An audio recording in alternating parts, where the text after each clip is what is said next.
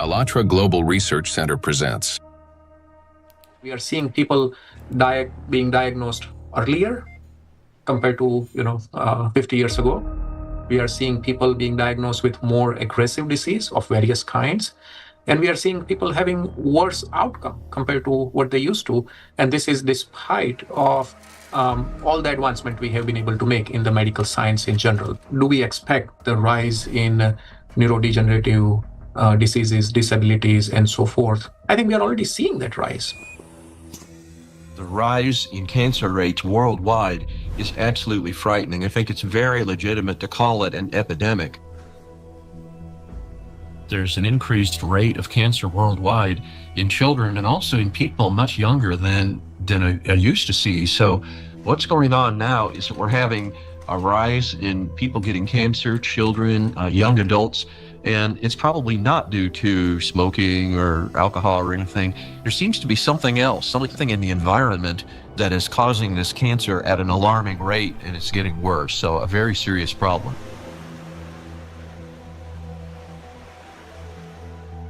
Diseases are emerging early in life. Today's generation is getting sick at ages when their parents were still healthy. And what's worse is that they're often battling not just one, but multiple chronic diseases simultaneously. How can this be happening despite all the advances in modern medicine?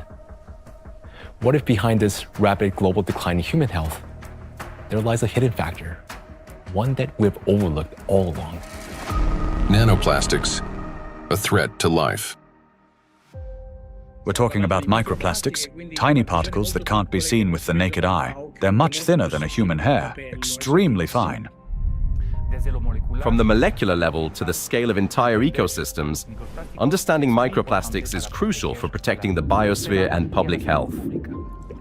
I was also surprised that it took so long, to people to recognize that's a problem, because this plastic production increased super high in the 1950s, and we have now, I guess, something between 400 and 500 million tons of plastic production every year, and this keeps accumulating, in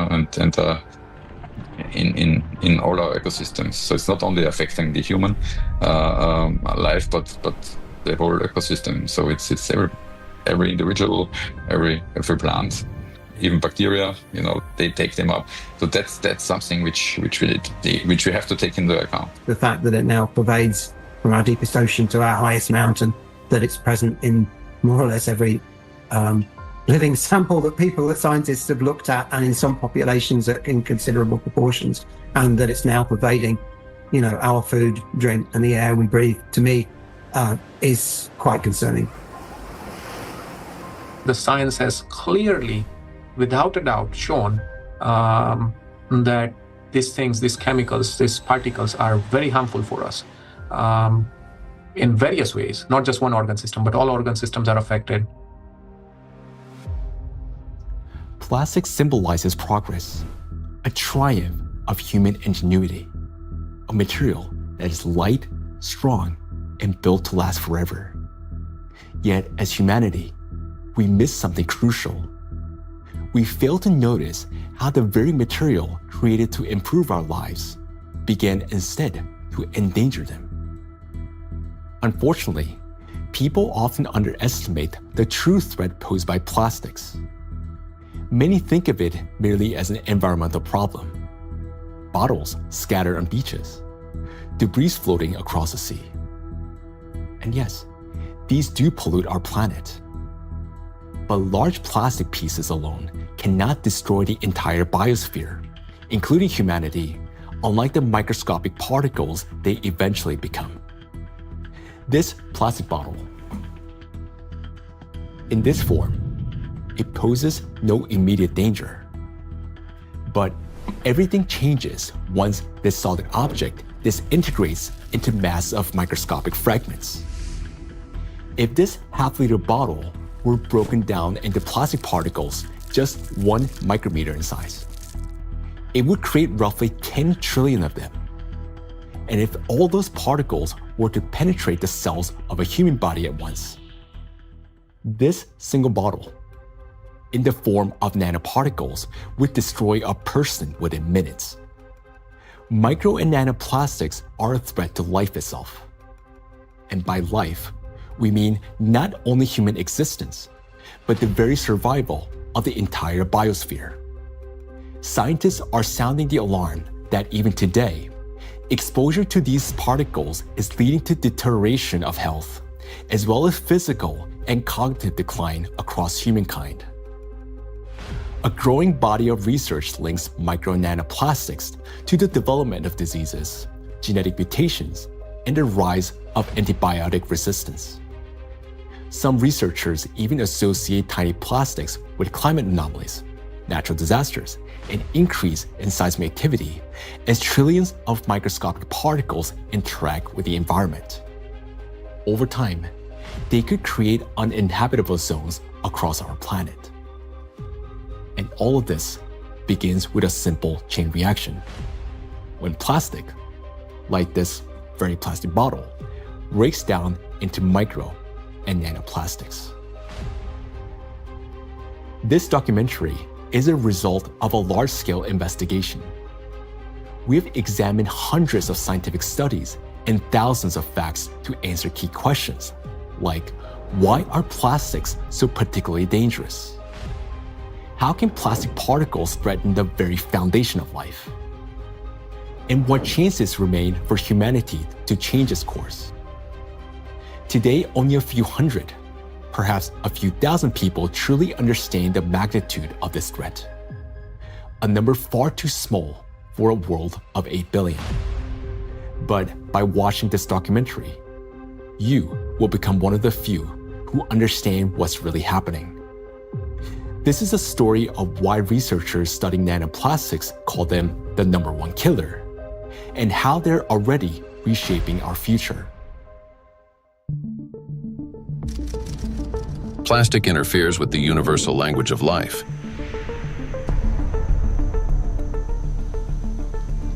We are living in an era when life on Earth is disappearing faster than ever since the age of the dinosaurs. Currently, the extinction rate of species is 1,000 times higher than the natural extinction rates, making our time one of the most devastating periods in all of history in terms of biodiversity loss. The 6th mass extinction is already underway. The modern world is plunging into a biological collapse, like the ones in the past that wiped out up to 90% of all living creatures on the planet. While past global catastrophes were driven by volcanic eruptions or meteor impacts, today a new factor has joined these forces of nature. An invisible enemy created by humans, capable of destroying all life. Plastics are everywhere.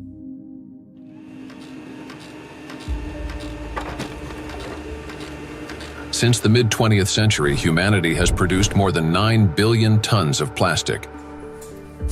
A material that was meant to make life easier, but has instead become a deadly trap for nature and for humanity.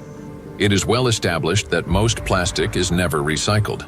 Professor Antonio Ragusa, an Italian obstetrician-gynecologist and researcher who first identified microplastic in the human placenta, explains how it continues its journey through the biosphere. Of the millions and millions of tons of plastic we produce, less than 10% gets recycled. More than 90% is dumped into the environment. And when plastic gets dumped into the environment, it slowly breaks down into smaller and smaller particles, eventually becoming very small, microplastics, or even tiny nanoplastics. These particles travel down rivers, reach the seas, spread throughout the oceans, and enter the fish we later eat, so they end up back inside us. The problem of microplastics has long been observed in ecosystems across the globe. Professor Sedat Gündoğdu of Çukurova University in Turkey, founder of a research group on microplastics and expert in marine biology and Mediterranean microplastic contamination, speaks about this growing concern. I'm working on fish biology mostly. I was working on fish biology since 2016. During my PhD study, I recognized that all the sampling location that we work for biodiversity fully polluted with plastics, not only microplastics, because first we realized that the main problem is plastic itself. Today we are accustomed to hearing the word microplastic. But there was a time when this term simply didn't exist. Professor Richard Thompson is a marine biologist at the University of Plymouth, director of the Marine Institute, officer of the Order of the British Empire, and fellow of the Royal Society. In his work, he was the first to describe microscopic plastic particles in the marine environment, laying the foundation for an entirely new field of research.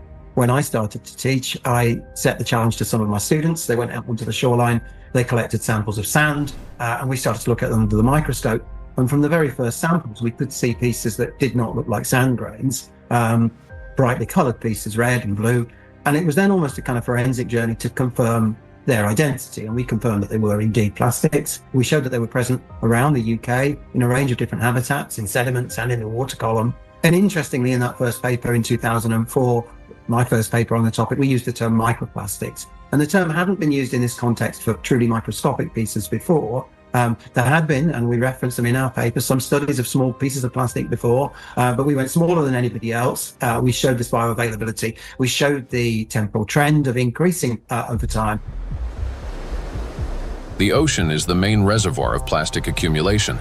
It already contains more than 200 million tons of plastic waste, and this amount continues to grow every day. It is important to understand that plastic does not disappear.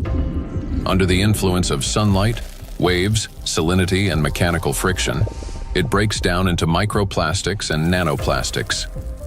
Microplastics are plastic particles smaller than 5 millimeters in size, while nanoplastics are smaller than 1 micrometer, about 1,000 times thinner than a human hair.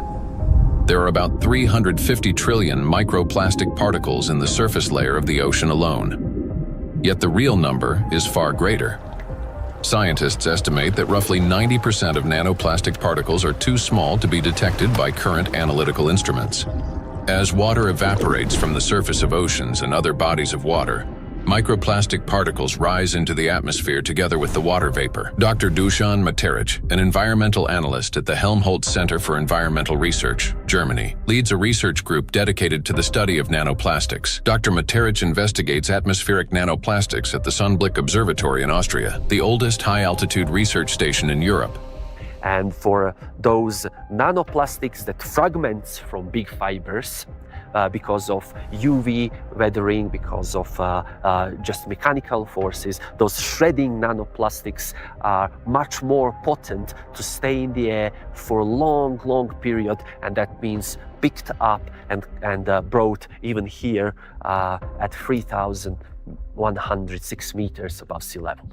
So what we discovered is that we have nanoplastics across all the stations, and we have nanoplastics even in the deepest ocean environment, and our deepest point is below 5,000 meters. Micro and nanoparticles in the atmosphere can travel thousands of kilometers, crossing from one continent to another.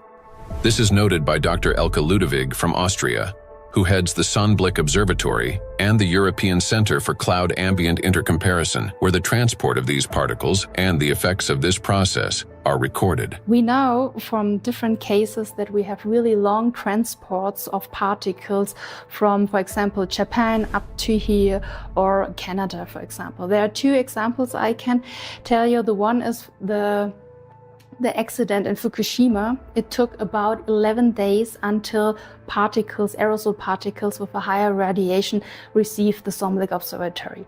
Another example was in 2025, on the 9th of June, there was a kind of transport, an air mass from Canada received the station here. We could see it in the sky. Of course, we could see it in our data that we had higher aerosol concentration, but the really impressive moment was, and that's why it's also important to have stuff up here, we could really smell the burn in the air. And this lasts for the whole day. So there you can see how intense effects somewhere on the globe, especially on the North Hemisphere, can be, and it's still transported hundreds of kilometers around the North Hemisphere, and we can measure it here and show what it is. Atmospheric micro and nanoplastics then return to Earth with precipitation, falling with rain or snow and settling in forests, on farmland, and across grasslands, where they seep into the soil and penetrate plants. This is happening all over the planet, in both the northern and southern hemispheres. Liliana Cáceres Sanchez, MSc in Science, Technology and Health, a biologist specializing in ecotoxicology and environmental protection, and a researcher at the Center for Research in Exact Sciences and Engineering at the Bolivian Catholic University San Pablo, notes that microplastics are present in natural environments, in living organisms, and in food products. In recent years, we've conducted analyses of soil, air, and both surface and groundwater in Cochabamba. We have also examined lakes and lagoons, and in all of these samples, we have found microplastics. The fact that we found microplastics even in areas with no human presence suggests that microplastic particles are actively moving through the environment. In addition, we identified their presence in food and in living organisms. We detected microplastics in milk and other pasteurized products such as yogurt. They were also found in wild animals, for example, in the Titicaca water frog and in fish from a lake near Cochabamba called Angostura. These findings confirm that microplastics have already become part of our food chain and ecological chain. Due to microplastic pollution, 1 in 10 grains of the world's 3 main food crops, rice, wheat, and corn, may die before harvest. In addition, researchers from the University of Catania have found high concentrations of microplastic particles in apples, pears, carrots, potatoes, lettuce, and broccoli. Overall, apples and carrots contained the highest levels of contamination, and fruits were found to have more plastic particles than vegetables. On dairy farms in several countries, microplastic particles have been found in samples of hay and other types of cattle feed. The presence of microplastics has also been confirmed in the milk and meat of cows and sheep, as well as in the lung tissue of pigs and in the stomachs and intestines of domestic ducks. This means that plastic has now become inseparable from livestock farming. Scientists from the University of Newcastle in Australia estimate that the average person today consumes around 250 grams of plastic per year through food, the weight equivalent of 50 plastic bags. Moreover, humans inhale micro and nanoplastics. According to studies, an adult can inhale up to 106,000 microplastic particles during a 2-hour walk in a large city. And in areas near bodies of water, that number significantly increases.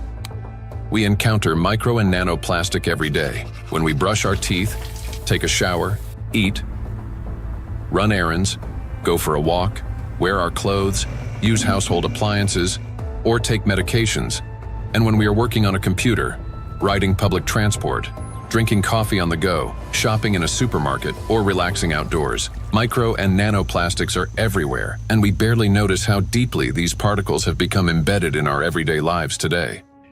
There are 3 ways plastic gets into the body: through inhalation, through the skin, and through food. And what happens next? It enters the bloodstream. Until fairly recently, about 15 years ago, people thought plastic was inert. And in fact, if you look at these plastic pellets, not microplastics but larger macroplastics, even if you put them in water, they just sit there quietly. It seems like they don't interfere much with the environment. But once they break down into micro and nanoplastics, they get into the human body through those 3 pathways, enter the bloodstream, and from there reach all the parenchymal tissues, that is, the organs, kidneys, liver, heart, arteries, veins, placenta, breast milk. Micro and nanoplastics have already become an inseparable part of the human body. They accumulate in the tissues of the intestines, heart muscles, and in the endocrine and reproductive organs, disrupting their functions. There isn't a single place in the human body they cannot penetrate. Studies show that the highest concentrations of nanoplastic have been found precisely in human brain tissue. Professor Lucas Kenner, a pathologist, cancer researcher, director of the Christian Doppler Laboratory for Applied Metabolomics, and scientific director of the Micro One project studying microplastic and its effects on health, explains how micro and nanoplastic particles can evade the body's defense mechanisms and reach the brain within just a few hours. And we found out that particles which are in the bloodstream and cover themselves with cholesterol molecules, they easily can enter the blood-brain barrier, which is a very strict body barrier and protects the brain from toxic outside or even therapeutic substances. So it's, that's difficult, for instance, to treat brain tumors because the blood-brain barrier is so strict also for medications. But particles can enter quickly because they cover themselves with molecules will help them enter the blood-brain barrier. And this is for me, it was really very striking to see that, that these particles in 2 hours after we give them an oral lavage, they're already in the brain. Scientists at the University of New Mexico have found that in every gram of brain tissue in middle-aged individuals, there are about 4,900 micrograms of plastic. This means that today, around 0.5% of the human brain is composed of plastic. Simple calculations show that the human brain contains on average around 7 grams of plastic, roughly the weight of a plastic teaspoon. And such a teaspoon is already inside the human head. It is well known that micro and nanoplastics are dangerous because of toxic chemical additives they contain, such as phthalates and bisphenols. Treating diseases associated with just 3 chemicals of the most toxic additives found in plastics costs humanity $1.5 trillion a year. But this is only the tip of the iceberg, as overall more than 16,000 chemical compounds are used in the production of various types of plastics, each carrying its own potential risks to human health. Yet there is another factor, one far more dangerous and still vastly underestimated, in how nanoplastics affect the human body. It is precisely this factor that allows nanoplastics to easily penetrate the body's protective barriers, and once inside, they are virtually impossible to remove. The destructive impact of plastics at the chemical level has already been examined in another documentary, A Trap for Humanity, part of which focused on the toxic additives in plastics and their devastating effects for human health. Now, the dangers from chemicals are, of course, the most visible and widely discussed part of the problem. But as our investigation continued, we realized that the true danger of plastics lie beyond the chemistry, extending much deeper into the realm of physics. To understand why plastic particles are so dangerous, we must first understand their unique physical properties.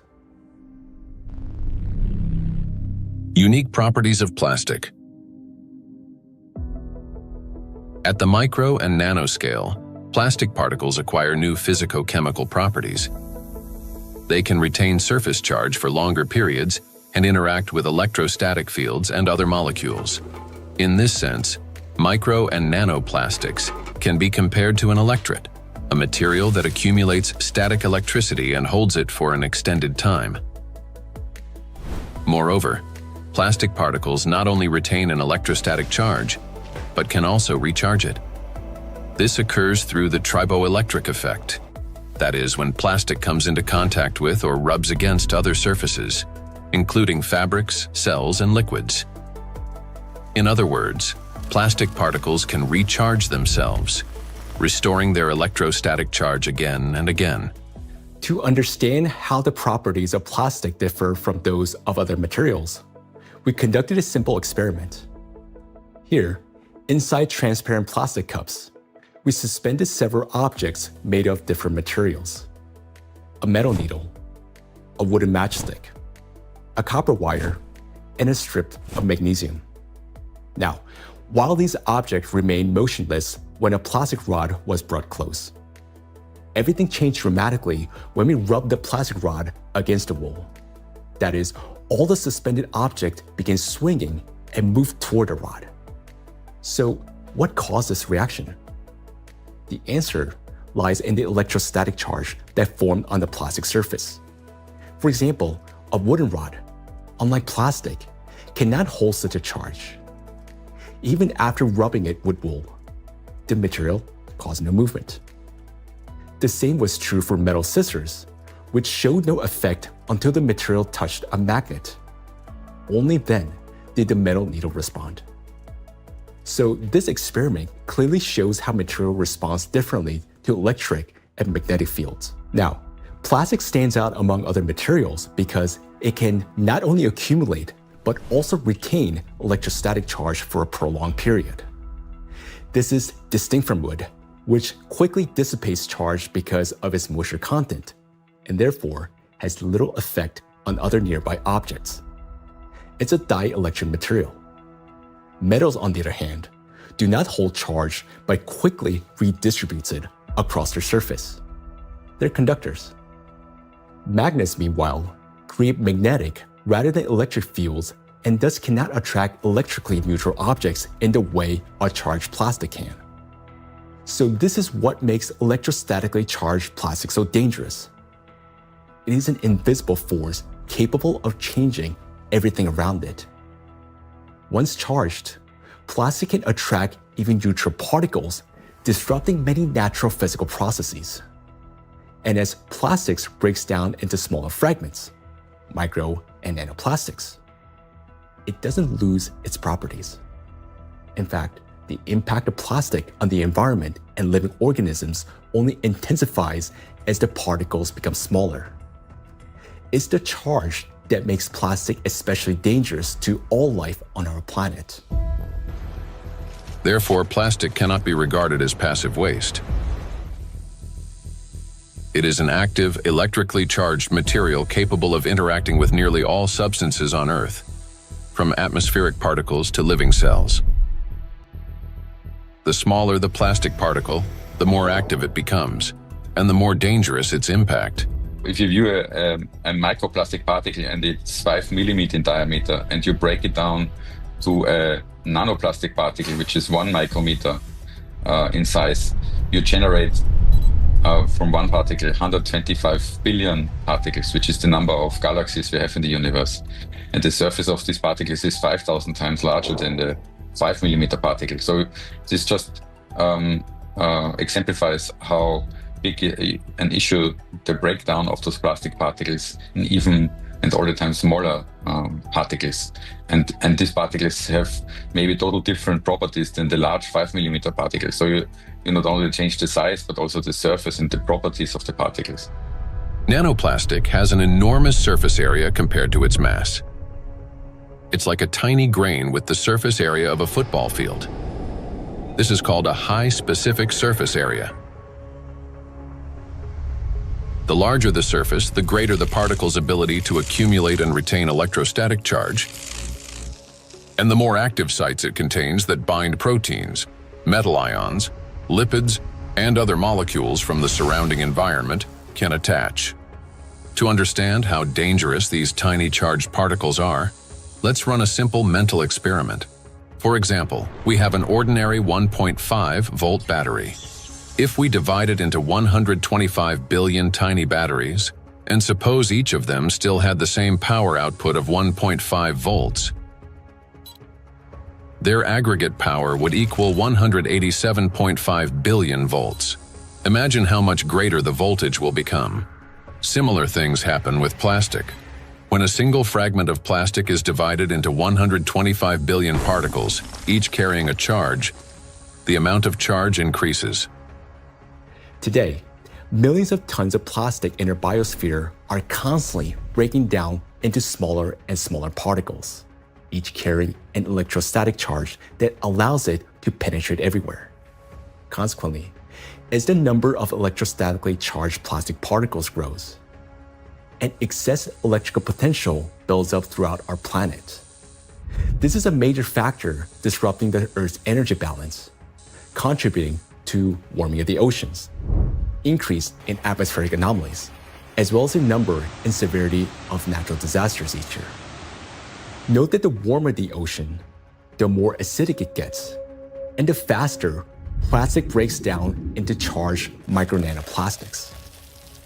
This in turn leads to greater buildup of energy on our planet, amplifying all these processes in a self-reinforcing chain reaction. In addition, the smaller the particle, the more easily it penetrates the protective barrier of living organisms, including humans, triggering various chronic diseases and killing millions of people. We'll explore all of this in detail. In other words, plastic fragmentation does not make it safer. On the contrary, it transforms it into nanoparticles that readily penetrate living organisms.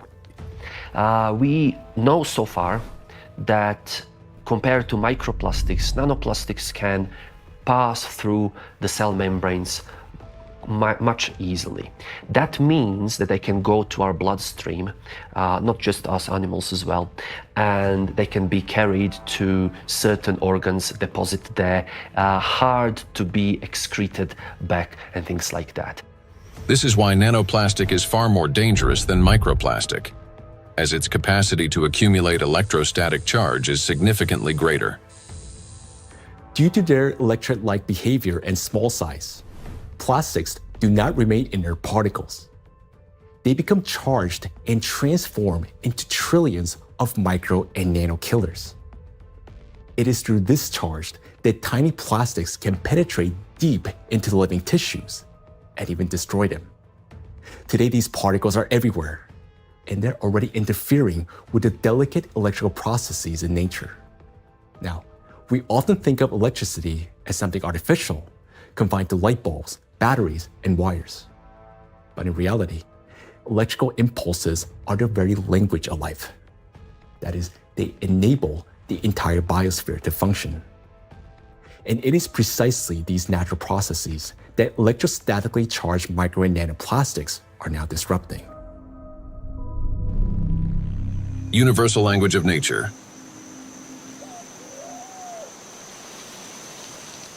The universal language of nature is invisible, yet it is what connects all living beings into a single whole. Forests.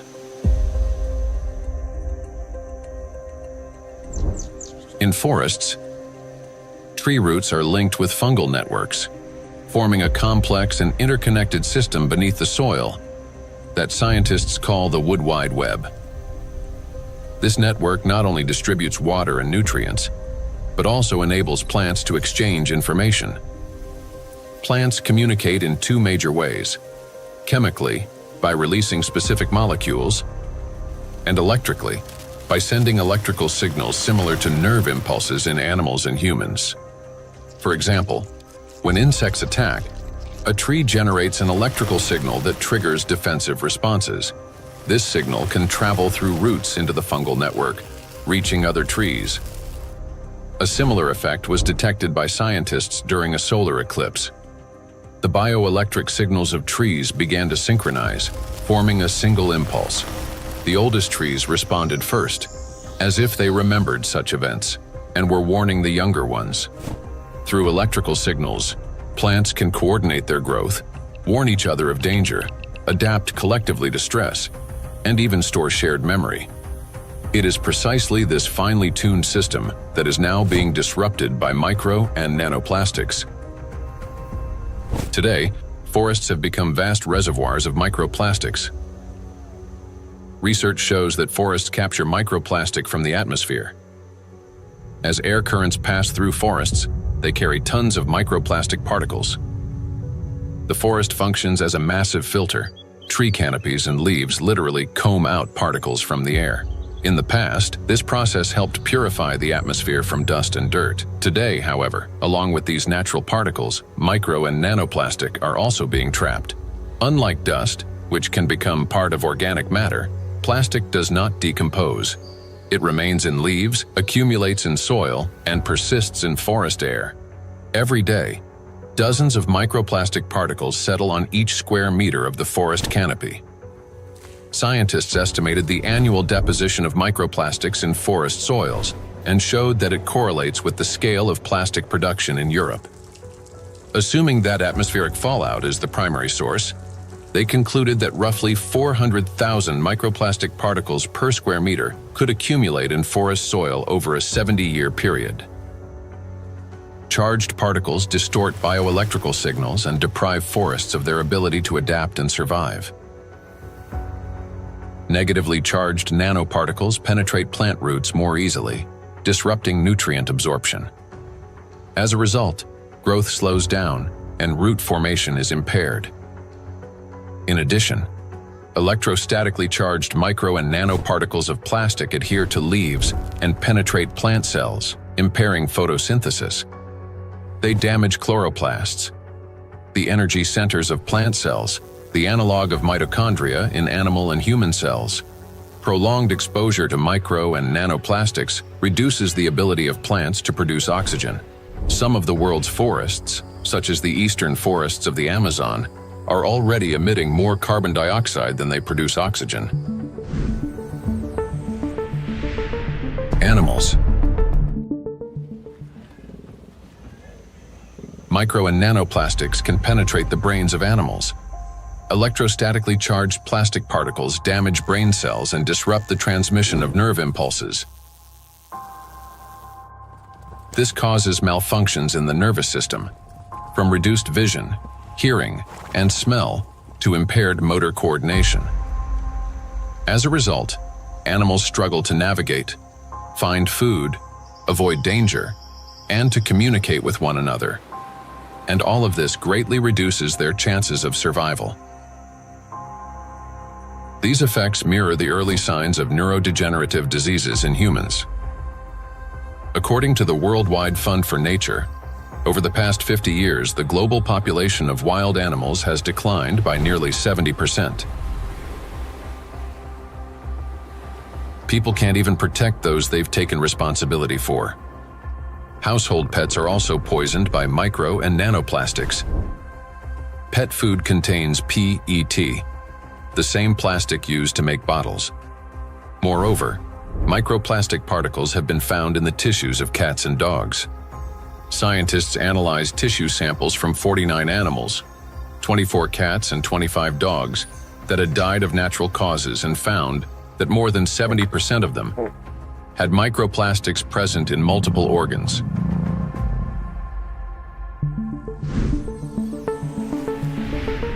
Insects. The rate of insect extinction is 8 times higher than that of mammals, birds, or reptiles. The crisis is especially severe for pollinators, bees, whose role in ecosystems and agriculture is critical. Wild and domesticated bees pollinate 75% of agricultural crops and 90% of wild flowering plants. More than 30% of the world's food production depends on bees. Today, populations of honeybees and wild bees are declining rapidly.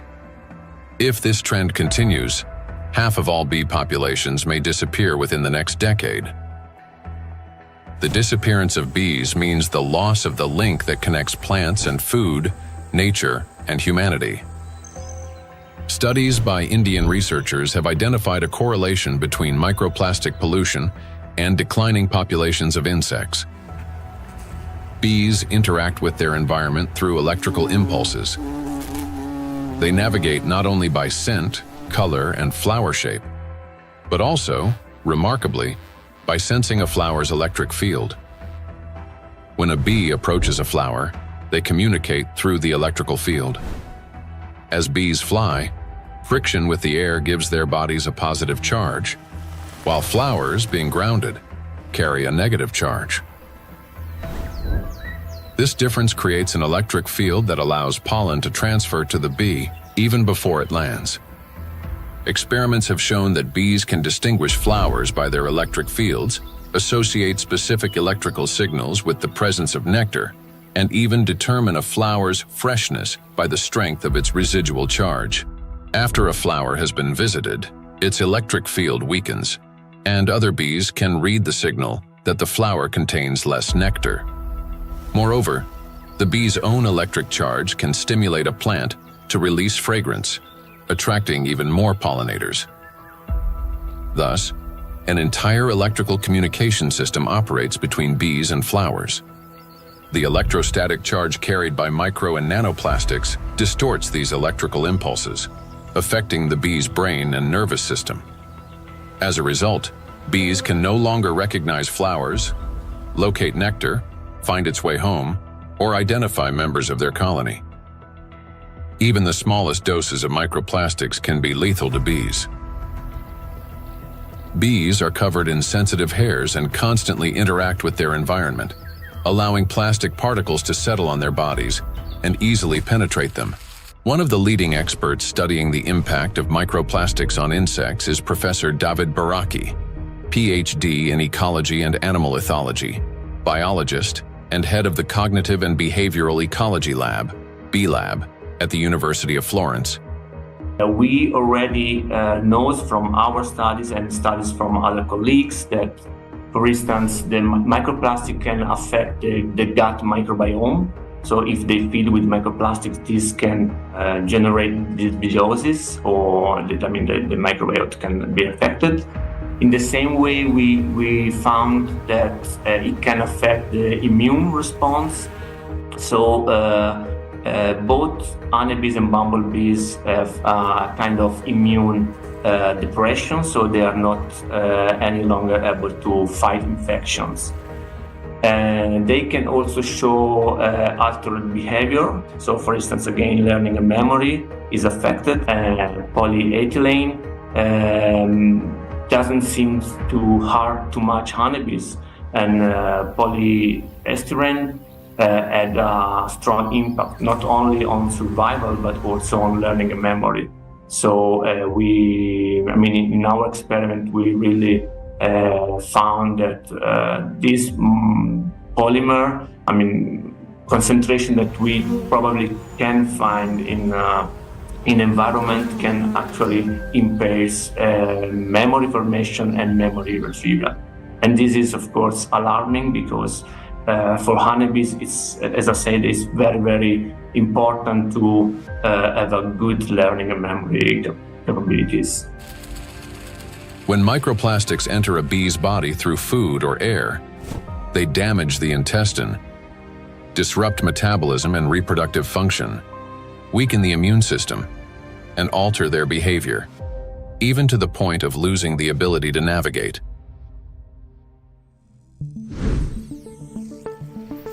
Birds. Across the globe, scientists are observing an alarming trend.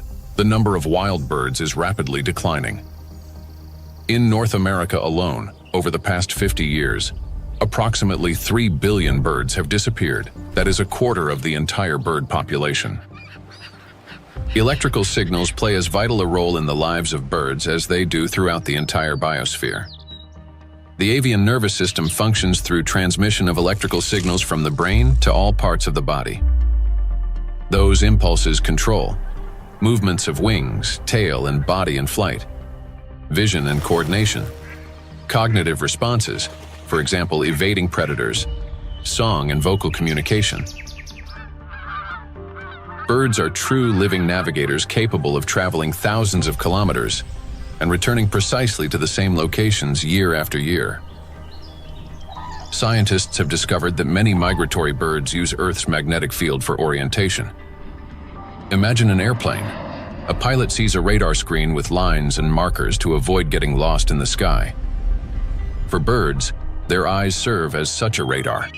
Specialized molecules in their eyes detect both light and Earth's magnetic field, converting them into electrical signals. In the brain, those signals form an image with field lines superimposed on the real world. A bird simultaneously sees clouds, land, and its magnetic radar, allowing it to maintain course in any direction with ease. Electrostatically charged micro and nanoplastic particles entering a bird's body distort electrical impulses and disrupt functioning of its nervous system. This leads to loss of motor coordination, weakened memory and learning ability, and impaired vocalization and spatial orientation. Externally, this manifests as increasingly erratic flight, unstable behavior, and even softer, weakened chirping. Nestlings are especially vulnerable.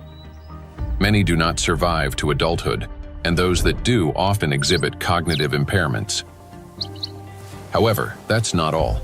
Plastics damage the liver, kidneys, stomach, and brain of birds, causing symptoms that resemble Alzheimer's disease. Even birds that appear healthy lose the ability to adequately care for their partners and offspring, sharply reducing their chances of successful reproduction.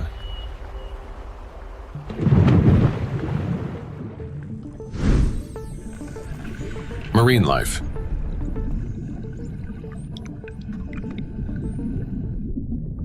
Beneath the surface reigns a unique world where vision weakens and sounds become distorted. In such conditions, marine life perceives reality differently. Through electroreception, the ability to sense faint electric fields and navigate by them. Predators such as sharks can detect tiny electrical impulses produced by muscle contractions and the heartbeat of their prey. Even if a fish remains motionless and hidden in sand, its bioelectric signals reveal its location. All living organisms in water generate continuous bioelectric fields due to ion flow across their skin. Those fields are subtly altered when the animal moves or when another living being appears nearby.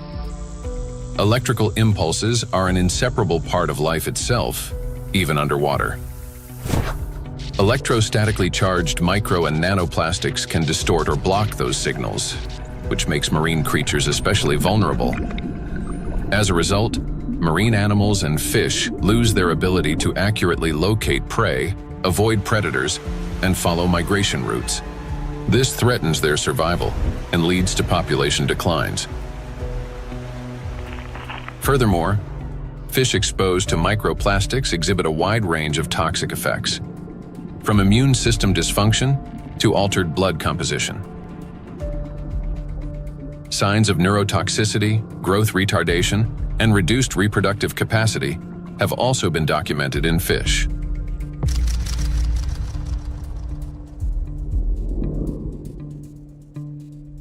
All processes in the biosphere rely on extremely subtle electrical impulses. It is these impulses that become distorted by electrostatically charged micro and nanoplastic. Micro and nanoplastics have already permeated every environment and integrated into all ecosystems. The examples given here represent only a small part of a global problem. Disruptions are occurring throughout the biosphere without exception, and the outcome is the same everywhere. Distortion of signal transmission, breakdown of biological connections, malfunction of living systems, and ultimately, the death of life itself.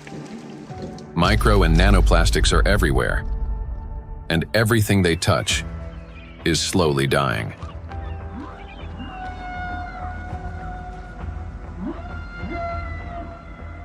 Charged micro and nanoplastics disturb the natural biological impulses that form the very foundation of life. Gradually, they erode the mechanisms that allow the biospheres to exist and interact. This decay begins from within, slowly, almost imperceptibly, yet inevitably. Even what appears healthy and alive today is already contaminated by micro and nanoplastics. Today, so many of these particles have already accumulated on our planet that they will be enough to destroy the entire biosphere several times over. And their numbers continue to grow each day. Nature is not merely a habitat. It's our breath, our nourishment, and our protection. Humanity can survive without technology, but not without air, water, and living organisms. When life on Earth dies, humanity dies with it. The truth is that we do not exist separately from nature, no matter how much we try to convince ourselves otherwise. We're part of it. So you have probably guessed who we're going to talk about next. Yes, about us. Impulse of life. For humans, just like for all living beings in the biosphere, electrical signals are the pulse of life. The human body is, quite literally, an electrical system. The brain thinks with the help of electrical impulses. The heart beats because cells transmit electrical signals to one another, and muscles contract when they receive signals from the nervous system. Neurons play a key role in coordinating all body functions by generating and transmitting electrical impulses. How an electrical impulse is generated in neurons. Every neuron has a membrane with the so-called gates, ion channels. When a signal needs to be transmitted, some of these gates open, and ions begin moving quickly into or out of the cell. This flow of ions changes the membrane's electrical charge, creating an electrical impulse. The impulse travels along the neuron and transmits information further to other cells. How you communicate, whether you interrupt, speak quickly and emotionally, or on the contrary, whether you're apathetic, how you scroll through a news feed on your phone, whether you rush or move slowly, depends largely on the balance of ions. When this balance is disrupted, a person can become overly irritable, or, on the contrary, sluggish. Every movement and reaction of our body is based on electrical impulses in neurons and other cells. For example, if you accidentally touch a hot object, nerve fibers instantly transmit a signal to the brain, which commands the muscles. Pull your hand away. Without electrical impulses, the body wouldn't be able to maintain a stable internal state, homeostasis. Even the immune system cannot function without electrical impulses. The speed and strength of every immune cell's response depend directly on the quality of impulse transmission. Emotions and thoughts are also the language of electrical impulses. When you feel joy, sadness, excitement, love, or recall a memory, tiny electrical sparks run between neurons. They're like messages between friends. One neuron writes, another reads, and passes it on. Through these chains, thoughts, emotions, and decisions are born. When you learn something new, that too is the work of electrical impulses. They create new neural connections, as if paving little pathways in the brain that make it easier for impulses to travel later on. Even at the very beginning of life, when a sperm cell fertilizes an egg, an extraordinary phenomenon occurs. This contact triggers a cascade of biochemical reactions, including the release of billions of zinc ions. This impulse acts like a start button that activates the egg and initiates the very process from which the future embryo begins to develop.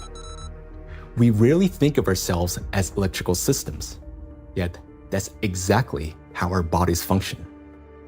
Nature created a perfect design in which countless vital processes and interactions occur through electrical impulses. But there was one thing that nature could not have foreseen: that humans would create an enemy capable of infiltrating and disrupting this perfect mechanism. In studying micro and nanoplastics, we discovered that their most dangerous weapon is invisible. It is the electrostatic charge that these particles accumulate and retain. This charge begins to destroy us from within, starting from the very foundation of life, the cell. Inside the cell, charged nanoplastics cause the greatest harm. They disrupt communications between the cells, trigger self-destruction programs, and deprive cells of their ability to generate energy for sustaining life. The question is, how do plastics do this? How do micro and nanoplastics damage the body's cells? Disruption of interactions between neurons. Electrostatic charge and extremely small size allow nanoplastic particles to penetrate inside human cells. The impact of nanoplastics on cell function can be clearly traced in neurons, cells of the nervous system, as their function is directly linked to the generation and transmission of electrical signals. Valérie Etkin, Doctor of Physical and Mathematical Sciences and member of the European Academy of Natural Sciences, emphasizes that the impact of nanoplastics on nerve cells manifests at the most fundamental levels. Nanoplastics significantly influence the generation and transmission of neural impulses through multiple mechanisms that disrupt ion transport and the electrical activity of neurons responsible for transmitting nerve signals in the body. Each neuron functions like a miniature battery. It constantly maintains a difference in electrical charge between the inside and outside of its membrane. This enables the neuron to be ready to transmit a signal at the right moment. Charged nanoplastic disturbs this delicate balance, making the cell behave unpredictably. A neuron may activate prematurely, like a light flickering on without command, or conversely, fail to transmit a signal when needed. Such interference disrupts the operation of entire neural networks, like a city experiencing power outages, where neighborhoods go dark one after another, leading to a blackout. In addition, as shown by research conducted by Chinese scientists from Southern Medical University in Guangzhou, nanoplastic interferes with the operation of ion channels. Nanoplastic carrying an electrostatic charge can interact with these channels and alter their structure. As a result, the gates may fail to open or remain open for too long. This also disturbs normal signal transmission throughout the nervous system. When electrostatic interactions occur with charged membrane lipids, they cause a redistribution of charged lipids and proteins within the membrane, which leads to impaired functionality of these lipid membranes. This results in localized changes in ion concentration and the formation of ion concentration gradients around charged particles. The function of ion pumps, which are essential for maintaining ion balance, becomes disrupted. Ion pumps are mechanisms that move substances against their concentration gradients, a process known as active transport. When these processes become unbalanced, they accumulate energy that can later be used by biological systems to perform work. And so, the work of these pumps may be disrupted, yet it's one of the core mechanisms underlying biological activity. Signal transmission between neurons is a complex yet remarkably coordinated electrochemical communication process in which special molecules, neurotransmitters, play a crucial role. These molecules act as couriers, transferring information from one neuron to another in a strictly ordered manner. Nanoplastic particles carrying an electrostatic charge can interfere with the release of neurotransmitters or trigger their discharge without proper signaling. As a result, chaotic and false signals emerge in the brain, as if the nervous system can no longer distinguish what messages to send, when to send them, or where they should go. Any disruption in communication between neurons inevitably affects our mental state. If you find yourself becoming forgetful or absent-minded, if you have difficulty concentrating or remembering even simple things, it may be a sign that the degradation of neural connections has already begun. Nanoplastics not only interfere with communications between neurons, but they also penetrate directly into cells and even trigger their self-destruction. Cells start the process of self-destruction. Each cell continuously produces specific molecules known as reactive oxygen species. These molecules participate in processes of growth, division, and programmed cell death. Under normal conditions, their levels are regulated by the cell's defense system, antioxidants, acting as cleaners. Antioxidants rapidly neutralize excess reactive oxygen species, preventing them from damaging the organism. When a cell is exposed to irritants, such as infection, injury, or toxins, it produces elevated levels of reactive oxygen species, which in excess can damage vital cellular structures. This leads to oxidative stress, a kind of chemical assault within the cell. In response to damage and oxidative stress, a natural defense mechanism is activated: inflammation. Its purpose is to eliminate the source of injury and restore balance. However, in the case of electrostatically charged nanoplastic, this mechanism ceases to function properly. Plastic particles remain inside the cell and act as a continuous irritant. The inflammation does not subside and becomes chronic. As a result, DNA, proteins, membranes, and other key cellular structures are damaged. Ultimately, the cell either can no longer function properly or initiates its own self-destruction. We've done remarkable studies and discovered that plastic embeds itself inside the cytoplasm. The cytoplasm contains organelles, small structures that keep the cell alive and functioning. Plastic gets into the cytoplasm and stays there. It becomes surrounded by a membrane. Similar to the cell membrane, the cell isolates it because it wants to destroy it. And it starts producing enzymes and other substances the cell normally uses when it's invaded by microbes, viruses, bacteria, or antigens. But unlike those natural invaders, plastic is indestructible, as we said. So the cell is essentially subjected to chronic stress, and eventually it becomes diseased. The Microplastics Research Group at the Bolivian Catholic University in Cochabamba uses aquatic planarians, small organisms that serve as highly useful biological models. Their strong regenerative capacity makes it possible to detect early changes in cellular processes similar to those that occur in other animals. Microplastics, especially when combined with other pollutants such as metals, are already affecting living organisms. Microplastics can trigger oxidative stress, an imbalance between the production of reactive oxygen species and the body's antioxidant capacity. This oxidative stress directly affects cellular metabolism, disrupting the functions of proteins, lipids, and nucleic acids, which can lead to changes in growth, regeneration, and the overall physiology of organisms. Thus, exposure to electrostatically charged nanoplastic leads to oxidative stress, inflammation, and consequently, the death of not only neurons, but also other types of cells. Oxidative stress is like a fire burning inside a cell, while antioxidants are like firefighters that work to extinguish it.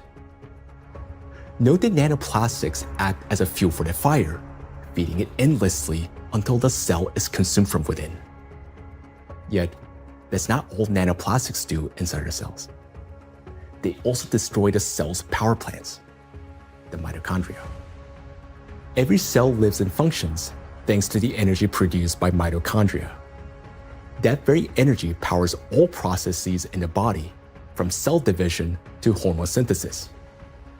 Even the electrical impulses that we've been talking about depend on the energy from mitochondria. And it is precisely this vital source of life that charged nanoplastics attack. Cells stop producing energy for life. Recent studies have shown that mitochondria are particularly vulnerable to the effects of nanoplastic. And that's where a cascade of processes leading to aging and disease begins. Scientists from China have discovered that the electrostatic charge and tiny size of nanoplastic particles allow them to penetrate deep into the cell and accumulate even within mitochondria, disrupting their function. Such a condition is known as mitochondrial dysfunction, a state in which mitochondria can no longer perform their essential roles. For comparison, a mitochondrion is approximately the size of a bacterium, while a nanoplastic particle is dozens of times smaller. Dr. Jeffrey Long, a radiation oncologist with many years of clinical experience and an expert on environmental exposures and their impact on human health, explains the destructive intracellular processes triggered by nanoplastic. They can get into the cell and they can damage the critical parts of the cell, particularly mitochondria. Mitochondria in each cell in the human body is sort of the energy machine. It produces the raw stuff that provides energy to the entire rest of the cell. And it is frightening to understand, and increasingly so with increasing scientific studies, that nanoparticles nanoplastics, as they get in, are actually damaging the mitochondria, that energy-producing part of the cell. They're also damaging the part of the cell involved in division and reproduction called DNA. And certainly they can affect other molecules and proteins within the cell. Mitochondria are the cell's energy and signaling center. They regulate metabolism, control cell growth and division, protect against oxidative stress, modulate inflammation and immune responses, and trigger programmed cell death. One of their key functions is cellular respiration, the process by which energy is produced. Energy in the human body is generated as follows. First, proteins, fats, and carbohydrates from food are broken down into simple molecules. These molecules then enter the mitochondria, where electrons are extracted from them. The electrons move along a specialized chain of proteins, much like an electric current passing through wires. This electron flow drives the mitochondrial energy machinery, resulting in the production of ATP, the universal fuel that powers all organs and tissues. A single mitochondrion can produce up to 10 million molecules of ATP per day. However, electrostatically charged nanoplastic interferes with this delicate process. Its particles disrupt movement of electrons and reduce the efficiency of ATP synthesis. It is similar to a power plant where the wiring begins to short circuit. The generator falters, energy output drops, and the entire system starts to fail more quickly. Mitochondria have their own DNA, a set of instructions for energy production. Without it, mitochondria cannot generate energy, and the cell gradually loses its power source and begins to deteriorate. Exposure to nanoplastic causes mutations to accumulate rapidly in mitochondrial DNA, further impairing mitochondrial function. Studies published in 2023 demonstrated that 50 nanometer polystyrene nanoparticles sharply reduce ATP production and increase the number of mutations in mitochondrial DNA. We have studies on this, with dramatic images taken using a scanning electron microscope, as well as a transmission one, where you can actually see plastic destroying the mitochondria, the structures that produce a cell's energy. Chronic exposure to nanoplastic turns cells into a battlefield. Their electrostatic charge prevents mitochondria from carrying out their essential functions, and this disruption marks the beginning of the slow decline of cells, tissues, and organs. We have now seen the key mechanisms by which charged nanoplastic particles damage cells. Each of these processes is destructive on their own, but they also occur simultaneously and amplify one another's effects. This chain reaction unleashes avalanche of damages leading to cell death, and ultimately causing systemic breakdowns and accelerating biological aging. Micro and nanoplastics accelerate aging. We tend to think that aging begins with wrinkles, gray hair, or fatigue. But in reality, it starts deep within the cells, with mitochondrial dysfunction and failures in key biological processes.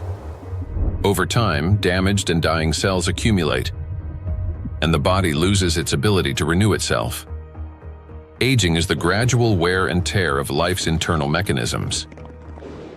Scientists identify several main mechanisms of aging, such as oxidative stress, mitochondrial dysfunction, chronic inflammation, telomere shortening, DNA damage accumulation, epigenetic alterations. These same mechanisms underlie various diseases.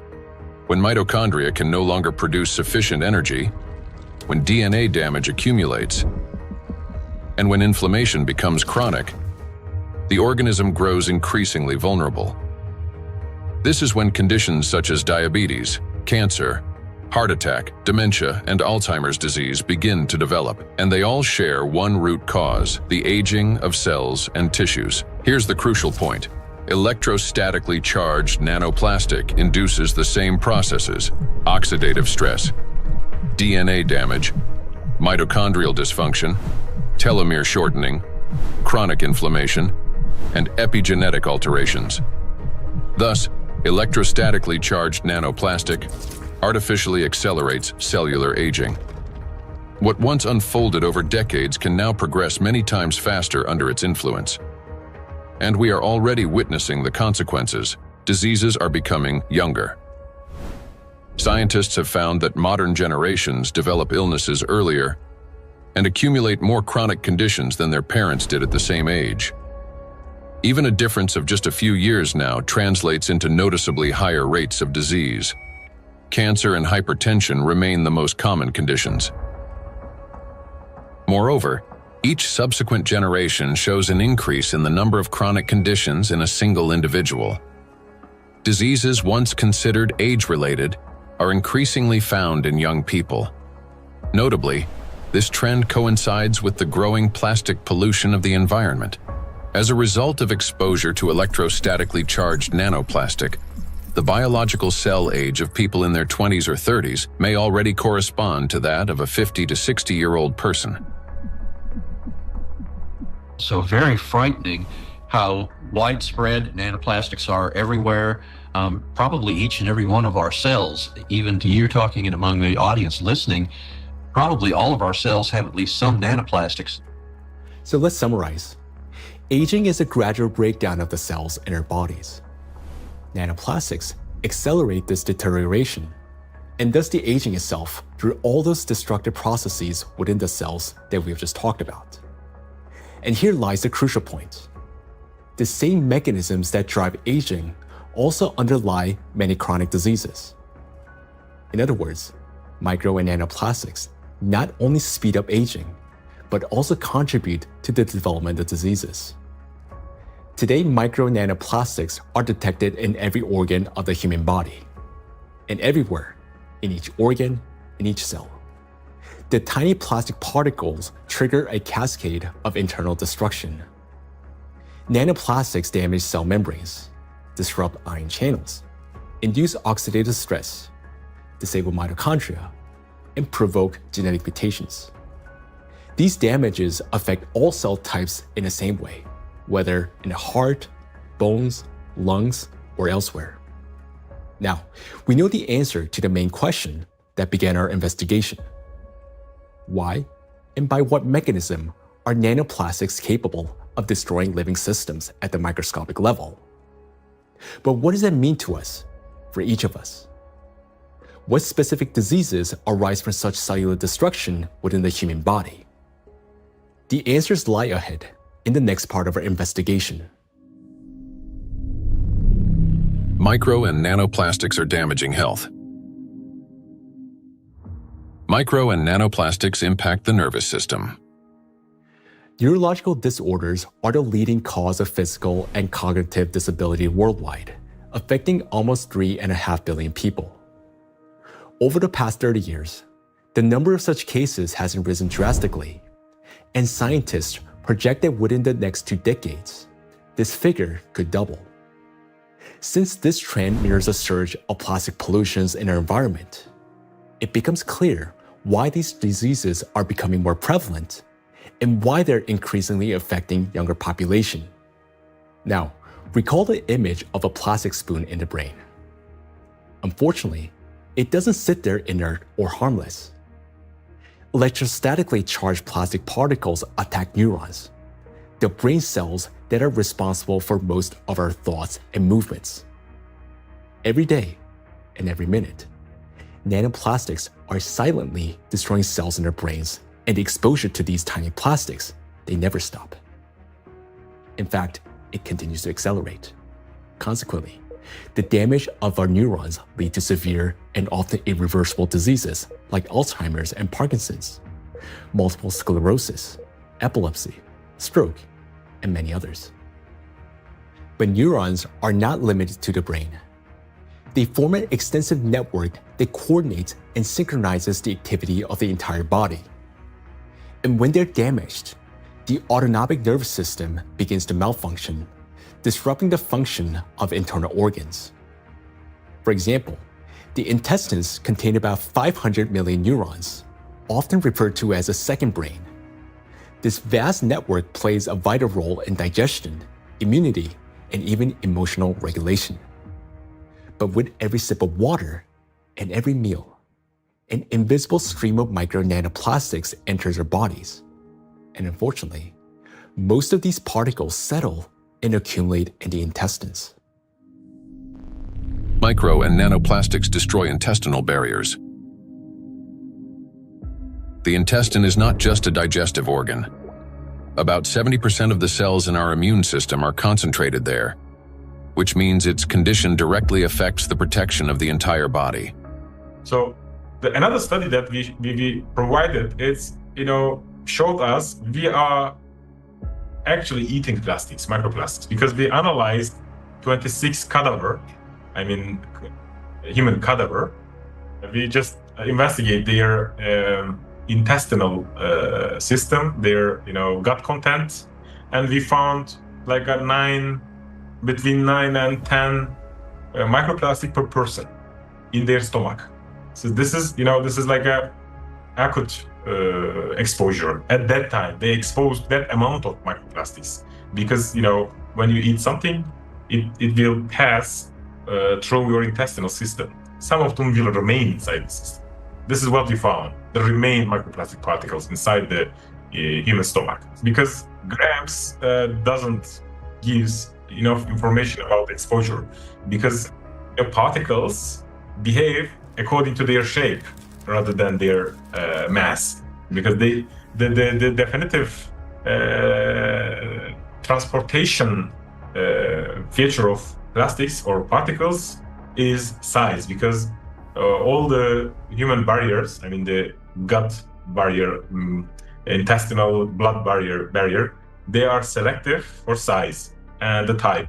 If they smaller than certain size, like 100 micron, they can pass through through intestinal system to the blood system. The intestinal barrier works like a filter. It allows useful substances, vitamins, nutrients, to pass through and blocks harmful ones, toxins, microbes, and foreign particles. But this entire well-coordinated system is destroyed by electrostatically charged micro and nanoplastics. It damages the cells lining the intestinal walls and weakens the tight junctions between them, making the intestinal barrier more permeable.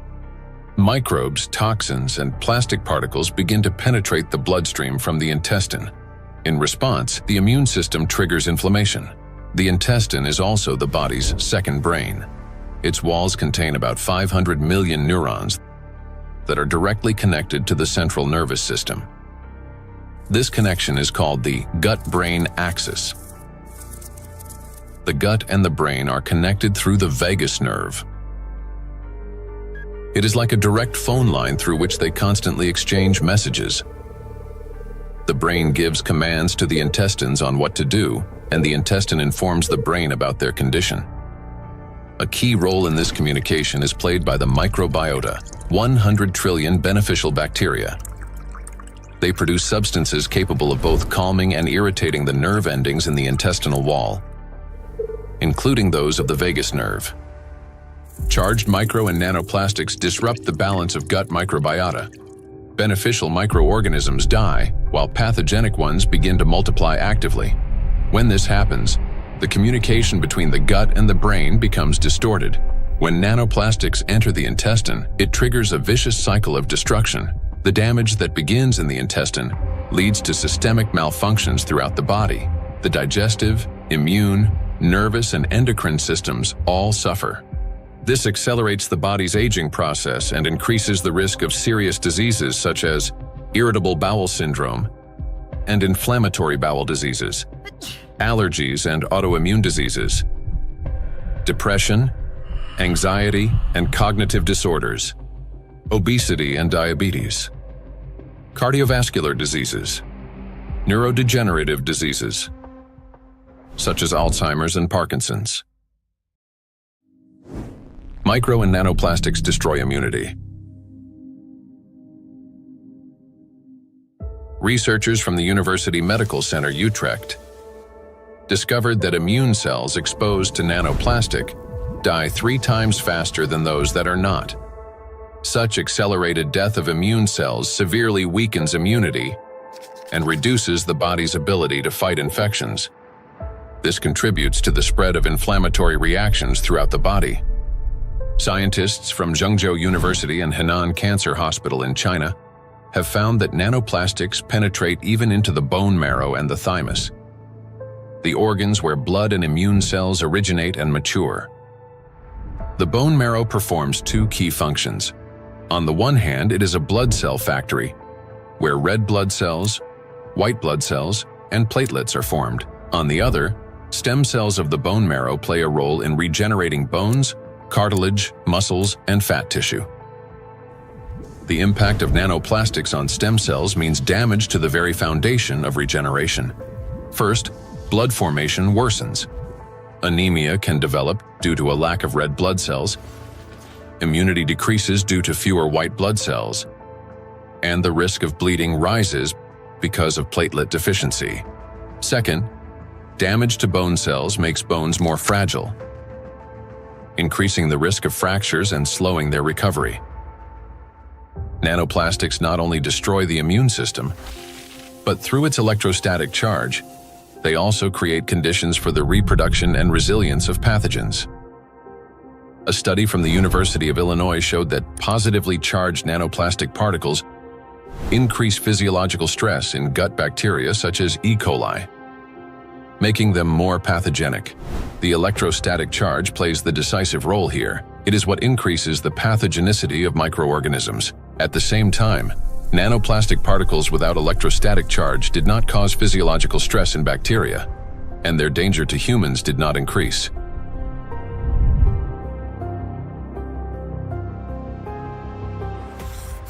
The experiment showed that microplastics, especially polystyrene, can absorb up to 98.6% of viruses, prolonging their survival outside the body for up to 7 days.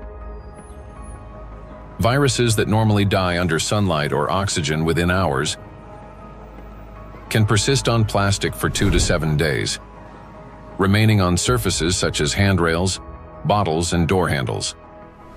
A single sneeze from an infected person can release up to 200 million viral particles into the air, which can land on any plastic surface indoors or bind with nanoplastic particles in the air and water. Microplastics become an air and water taxi, spreading infection. Once in the bloodstream, charged micro and nanoplastic particles quickly become coated with plasma proteins, forming a biocorona, which masks them as the body's own cells and makes them invisible to the immune system. Antibiotic resistance.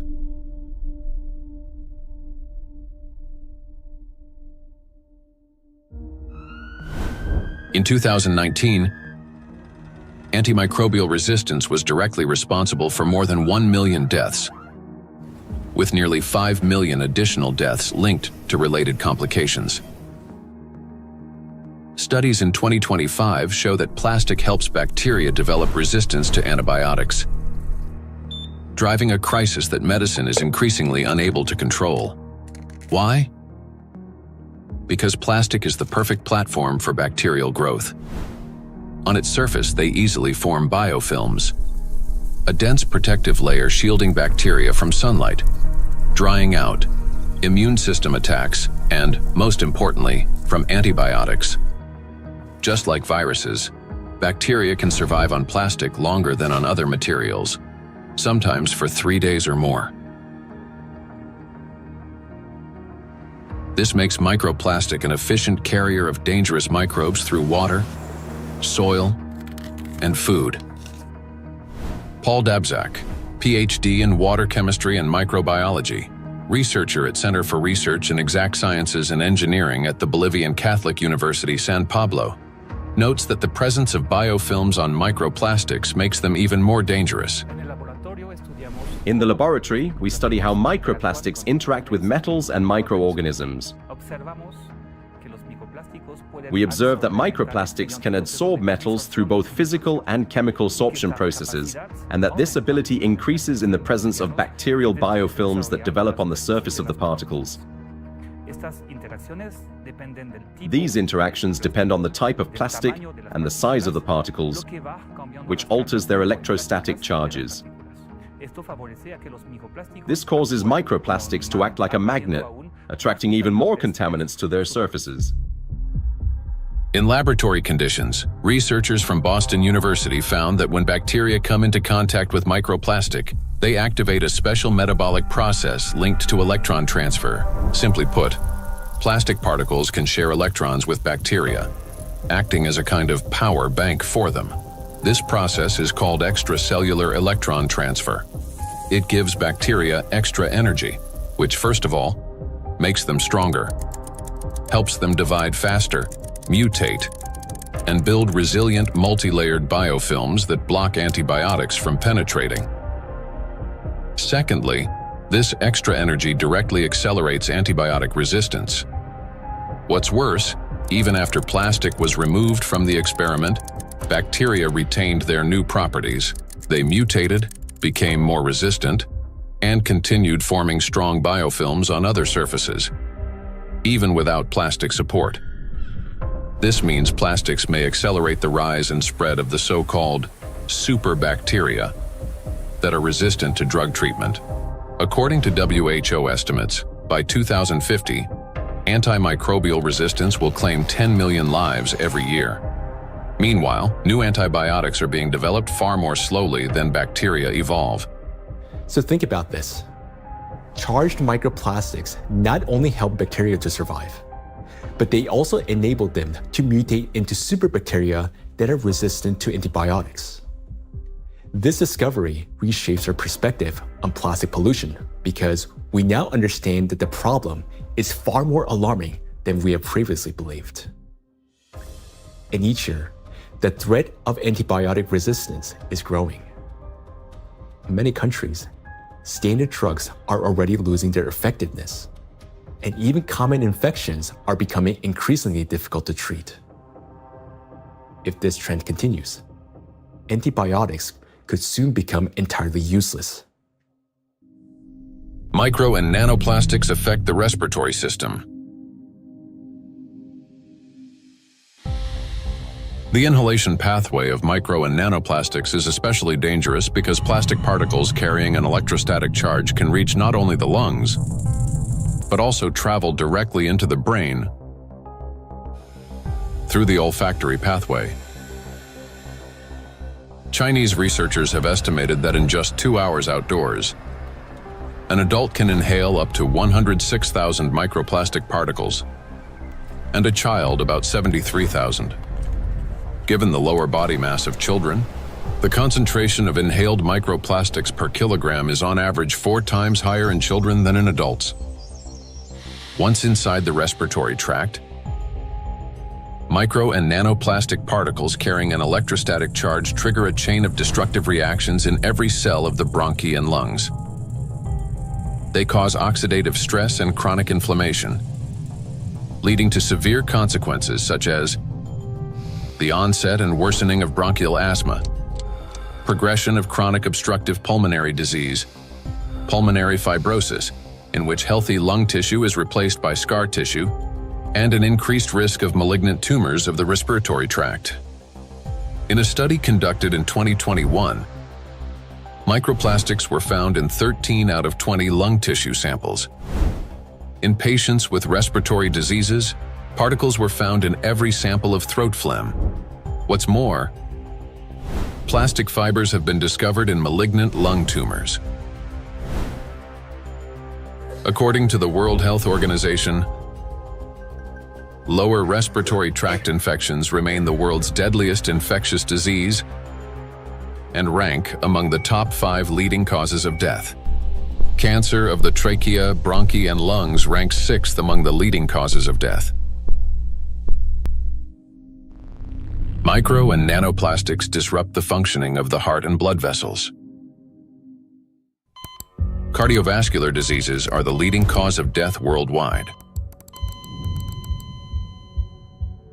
Despite tremendous efforts by the scientific community to develop and introduce innovative treatments, both the incidence and mortality from these diseases continue to rise.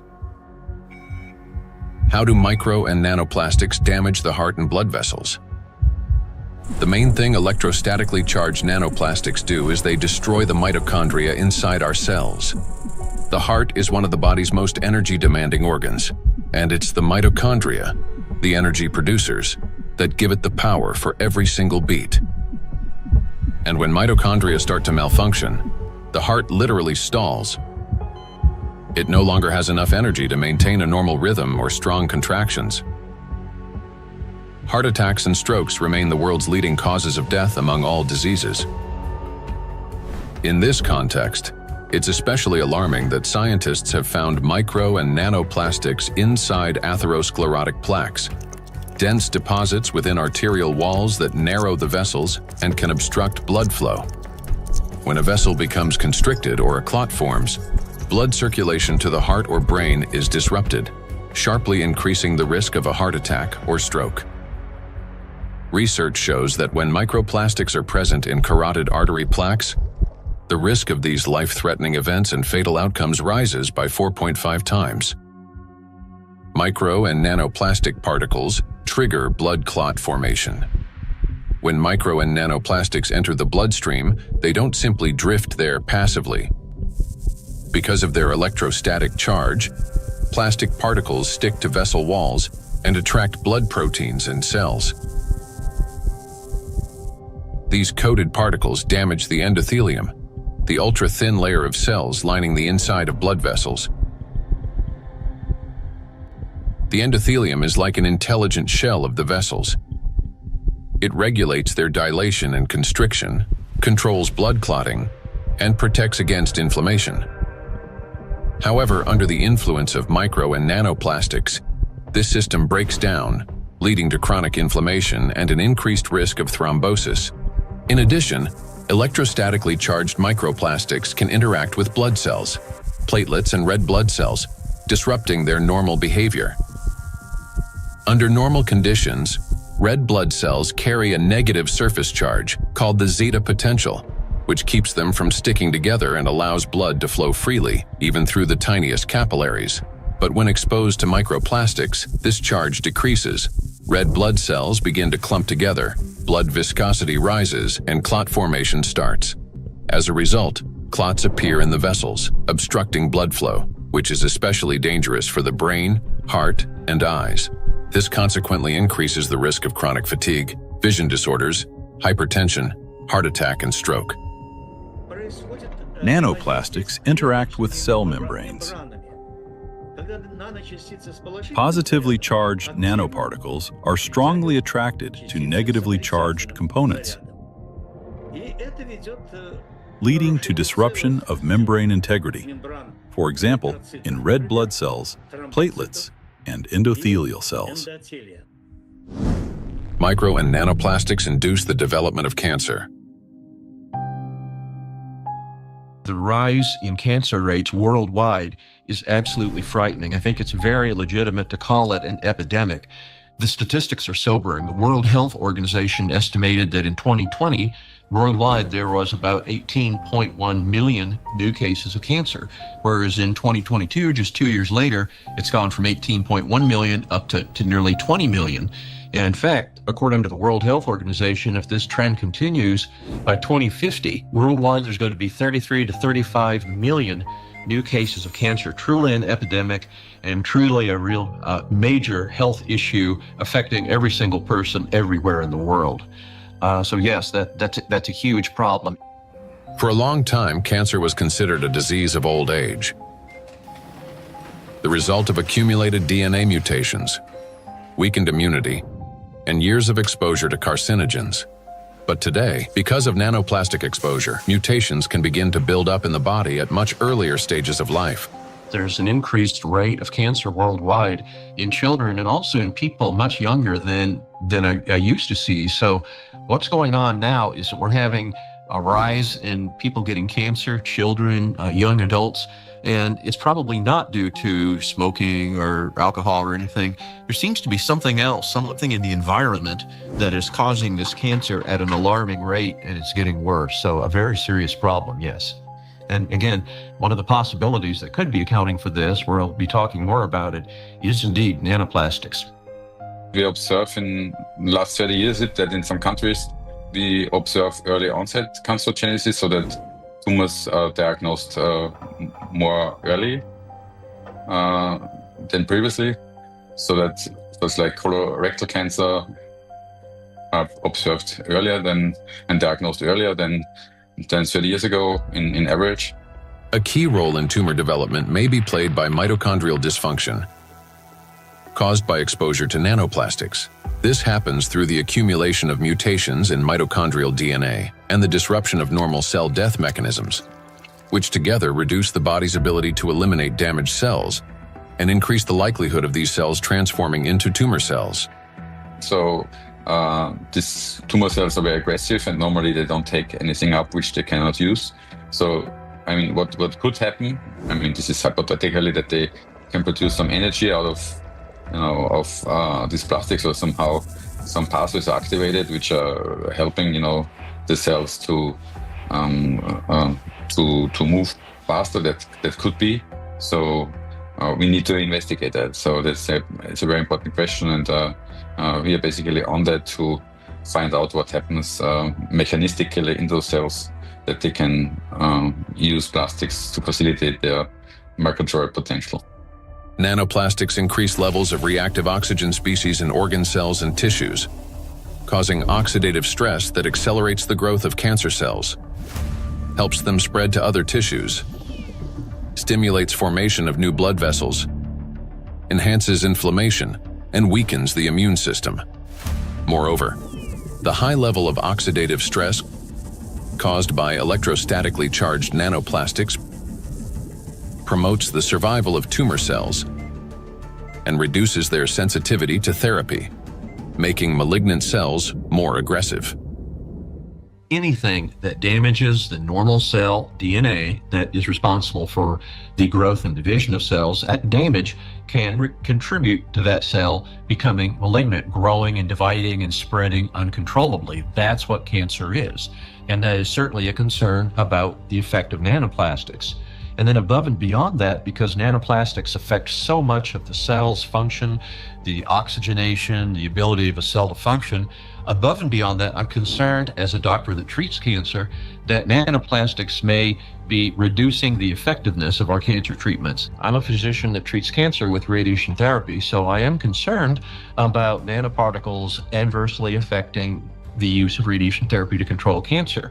And there's actually been some preclinical research on this that does suggest that the nanoparticles, and certainly contributed to by the typical negative charge that they have, in addition to adversely affecting cells, can actually reduce the effectiveness of radiation therapy. There's certainly a significant theoretical reason to believe that the nanoparticles may reduce the effectiveness of cancer treatments, not only my modality of radiation therapy, but certainly I have the same concern about it reducing the effectiveness of chemotherapy or other systemic treatments or immunotherapy. Research by the Medical University of Vienna has shown that micro and nanoplastic particles remain inside cells far longer than previously believed, as they are passed on to newly formed cells during division.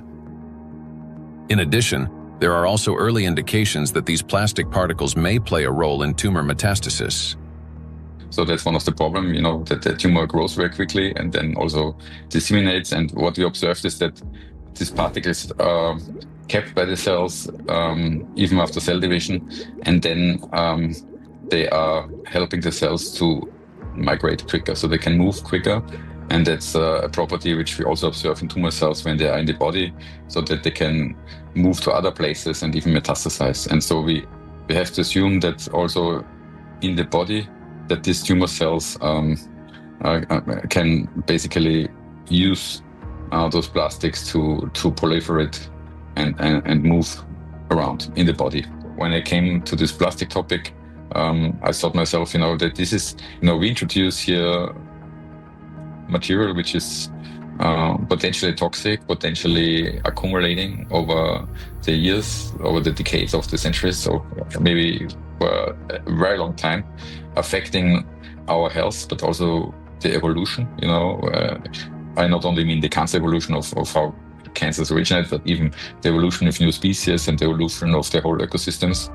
Nanoplastics affect every system in the human body.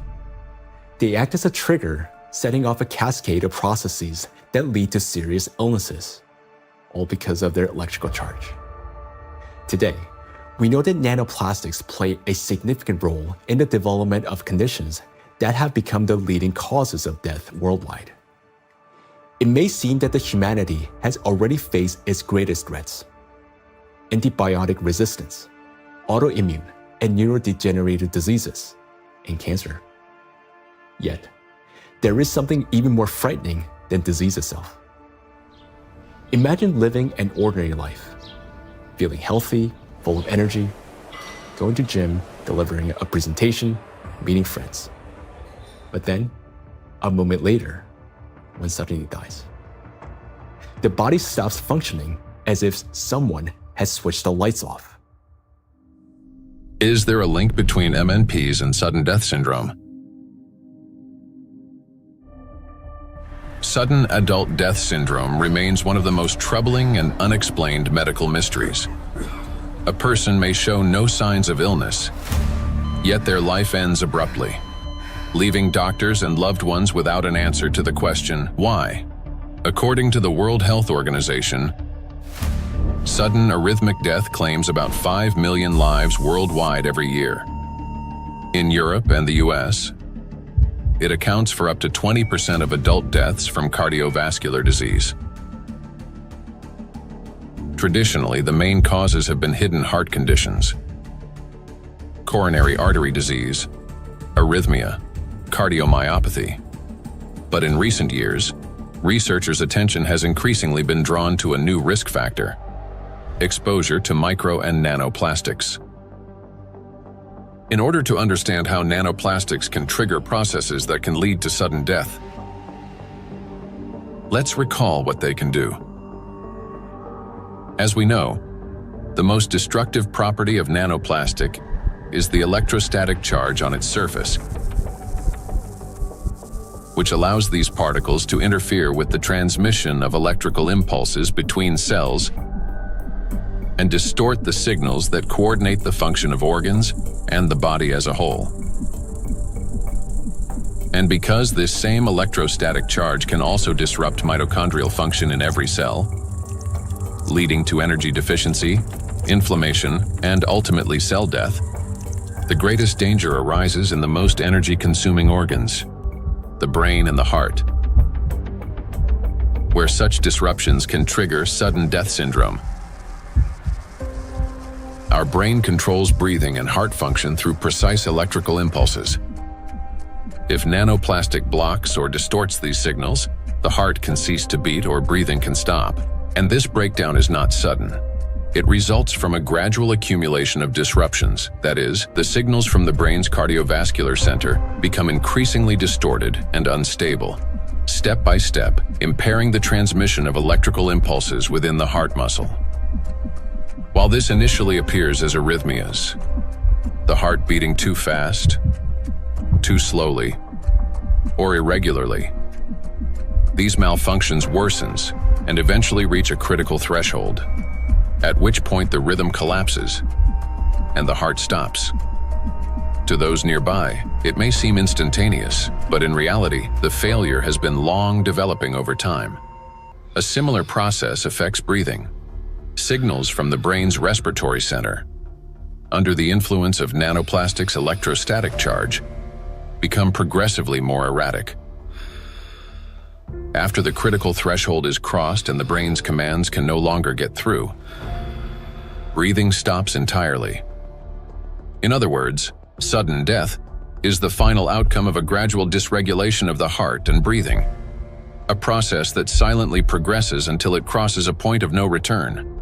And while we go about our daily routines making plans for the future, nanoplastics continue to damage our bodies cell by cell, day after day.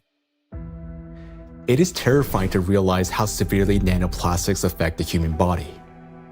Even more disturbing is the fact that we cannot control our exposure to them. Nanoplastics enter our bodies constantly through the air we breathe, the water we drink, and the food we eat. This has already become our everyday reality. Today, we know that nanoplastics can disrupt the control centers in our brains for breathing and heartbeat, causing arrhythmias, bronchospasm, and pulmonary edema, which can result in sudden death. Yet, what's more alarming is how little we still know. Research on nanoplastics has only just begun, and we're only starting to grasp the true scale of this threat. But make no mistake, everything you have heard so far isn't science fiction. These are actual biological mechanisms triggered by electrostatically charged nanoplastics. They attack every system of our body, contributing to chronic illnesses and even causing a sudden death. But their impact reaches beyond the current generation. These nanoplastics are already affecting our children and even our ability to bring new life into the world. Micro and nanoplastics destroy reproductive health.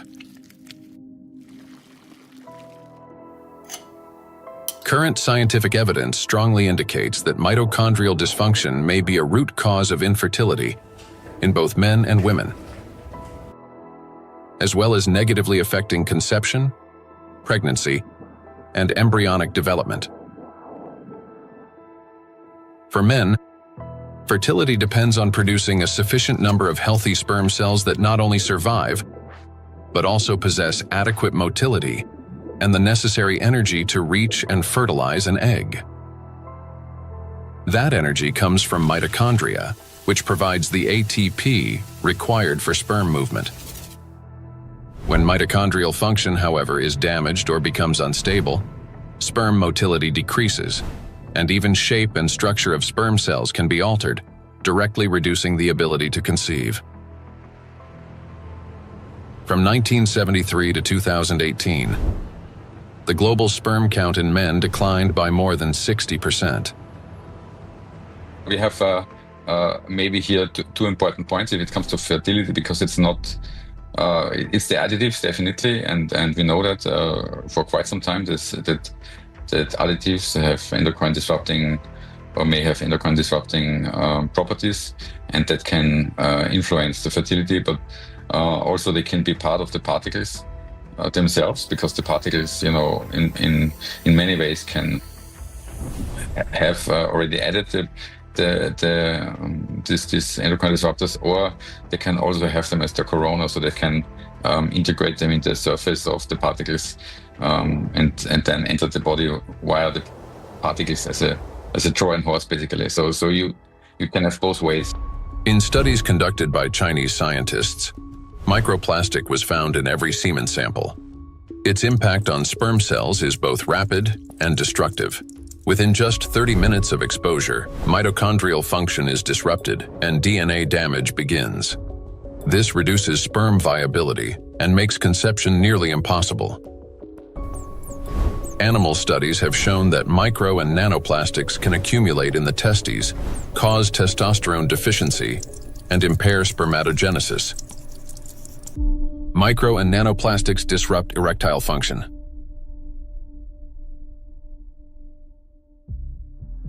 Insufficient testosterone production can lead to infertility, reduced libido, erectile dysfunction, and in adolescence, delayed sexual development. Producing testosterone requires large amounts of energy in the form of ATP. Even small amounts of electrostatically charged nanoplastic entering the mitochondria can disrupt their function and decrease ATP production. This, in turn, can lower testosterone levels by 60 to 70%. Such a drop impairs blood flow in the corpora cavernosa, the structures of the penis responsible for erection. As a result, this leads to erectile dysfunction and ultimately to impotence. In addition, electrostatically charged nanoplastic interferes with nerve impulse transmission, which means that even in a state of sexual arousal, an erection does not occur. This has been confirmed by research from Anhui Medical University in China. In animals with chronic microplastic intoxication, erectile function was impaired after just 1 month. Results of a national study in Japan showed that erectile function and sexual activity are declining among the younger generation. Every third man in Japan, which is about 14 million individuals, suffers from erectile dysfunction. Moreover, young Japanese men, particularly those aged 20 to 24, exhibited decreased sexual desire, weak erections, difficulty reaching orgasm, and low levels of sexual satisfaction. In fact, the prevalence of erectile dysfunction in the 20 to 24 age group was 26.6%, which is almost equal to the 27.8% observed in men aged 50 to 54. This alarming trend is not confined to Japan only. Global research confirms that symptoms of erectile dysfunction affect up to 75% of men worldwide, showing that this condition is widespread and can impact men of any age in any region. In 1995, more than 152 million men worldwide suffered from erectile dysfunction. According to scientists' estimates, within 30 years, this number will approximately double. So think about it. If just one signal fails, the movement will not occur, a thought will not form, and an emotion will not arise. The same is true even for the most intimate aspect of human life. Everything depends on the precise coordination between neural and vascular connections. And it is this delicate connection that charged nanoplastics disrupt. Erectile dysfunction is no longer a rare condition. It has become a widespread reality, with symptoms now observed in 75% of men worldwide. Imagine jumping with a parachute that has 75% chance of not opening. Would you take that leap? That's how most of men feel today. The situation with female fertility is no less alarming. A 2025 study revealed the presence of microplastic particles in the follicular fluid of ovaries in 14 out of 18 women, with an average of more than 2,000 particles per milliliter. These data indicate that micro and nanoplastic particles can cross the blood follicle barrier.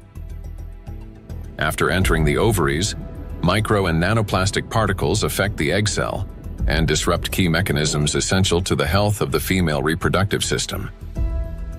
One of the most critical of these mechanisms is mitochondrial function. Each egg cell contains between 100,000 and 600,000 mitochondria, and the energy they produce is vital at every stage, from egg cell formation and maturation to fertilization, and the subsequent growth and development of embryonic tissues. Mitochondrial dysfunction caused by exposure to nanoplastics can impair egg cell maturation, reduce the likelihood of successful fertilization, and even lead to developmental arrest of the embryo. Accumulation of nanoplastics in reproductive organs can be one of the main causes of infertility. According to the World Health Organization, today, about 17.5% of adults, that is, about 1 in 6 people in the world, face infertility. Given the global spread of plastic pollution, Professor of Environmental Medicine and Reproductive Health, Dr. Shanna Swan predicts that by 2045, the world's population may become completely infertile. Micro and nanoplastics affect the emergence of life. During pregnancy, a woman's body creates ideal conditions for the growth and protection of the fetus. However, even the placenta, the body's primary barrier between mother and child, cannot stop plastic nanoparticles from crossing through. A research team led by Antonio Ragusa made a landmark discovery when they detected microplastic particles in the human placenta for the first time. Their findings showed that plastic can penetrate a place where no artificial material had ever been found before, the very environment where new life begins. I was in a wonderful place in Italy, in Sardinia, a place called Piscinas, in Sulcis, in the southwest of Sardinia, where the old mining areas are. It's a very remote, beautiful spot where there's nothing around for 6 or 7 kilometers. While I was walking, I suddenly saw these bright, colorful, sparkling things on the beach. I asked my wife, "What is this?" She looked at me a little puzzled and said, "Well, it's plastic." I said, "Plastic? How could plastic get here when there's nothing for 7 or 8 kilometers in any direction?" She looked at me again, with an expression that made it clear how little I understood, and said, "It comes from the sea, of course." And that's when something clicked in my mind. If plastic can spread through the ocean and end up in such untouched places, then it could also reach the inside of the womb, and so inside the bodies of babies. Naturally, from that intuition, I started pursuing this line of research. I'm a gynecologist. I help deliver babies. So I knew about plastics as much as everyone else, until a certain point. But I began reading and studying, and I reached out to some scientists who worked with microscopes. One of them was a brilliant professor working on the opposite side of Italy, in the Marsh region. She used a Raman microscope. A Raman microscope allows you to examine tissues and determine whether they have plastics inside them. Now we call it plastics, for simplicity. But of course, the term plastics covers a wide range of materials. There are dozens and dozens of different plastics. Let's say they are tiny pieces, polymers, that is, infinitely repeated tiny pieces of certain materials that we use every day, throughout the day. So we sent placentas to this professor, and she did an excellent job. She was able to locate and identify plastics inside placentas for the first time. The article we published in 2021 caused a bit of a scandal because the idea of plastics inside the placenta, inside our babies, was shocking to people. Because the plastic we find in the oceans is the same plastic we ultimately find in children. Micro and nanoplastics affect a child in the womb. Plastic triggers inflammation and disrupts blood flow in the placenta.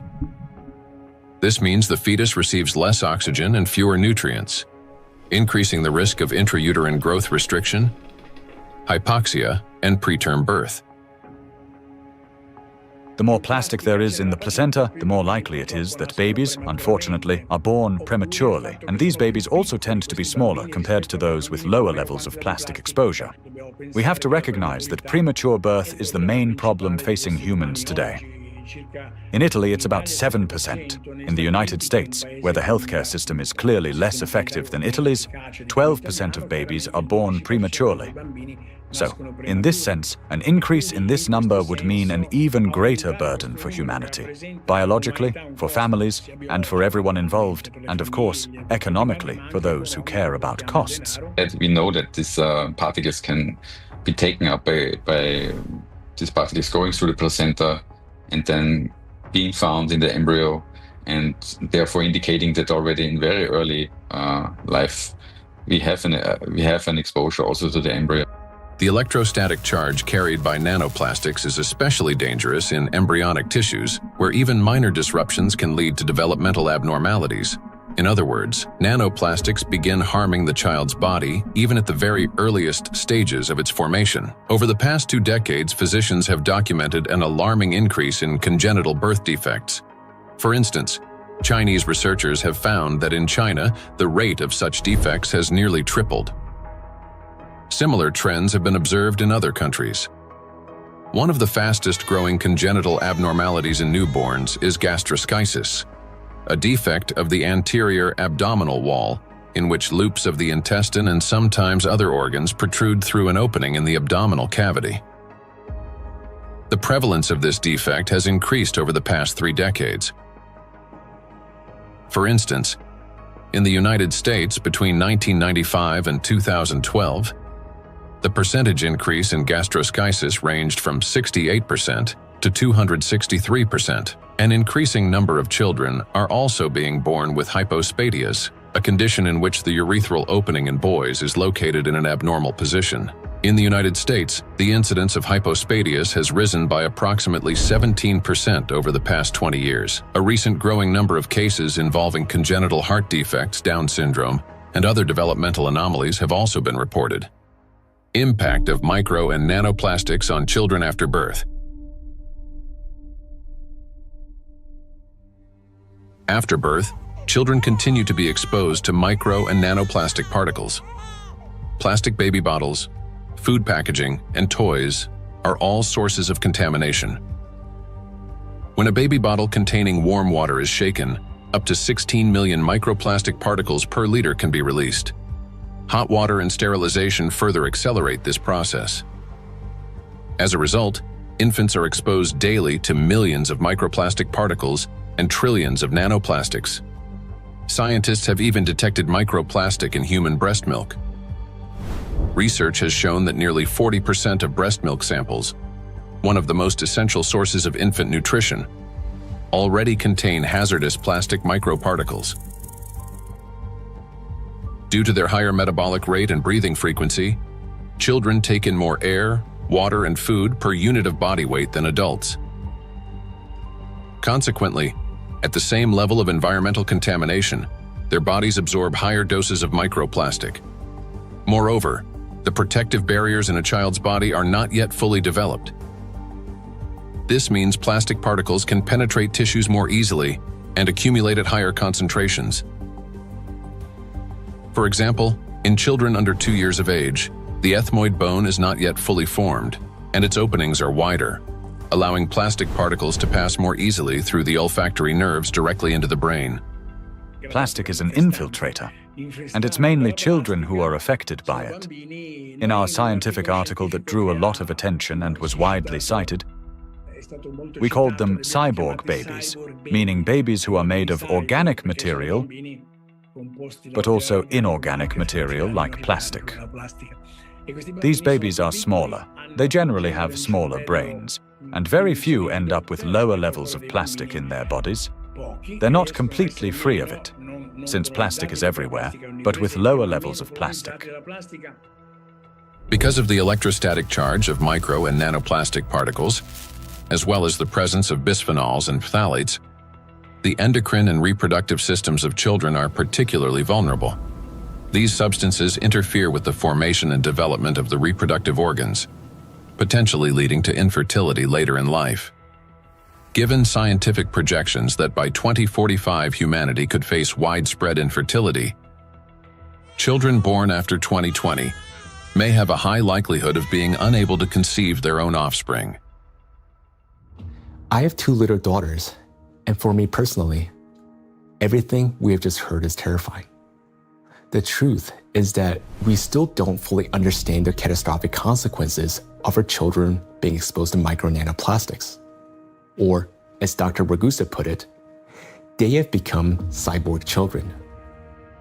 We're only beginning to grasp the full scale of this reality.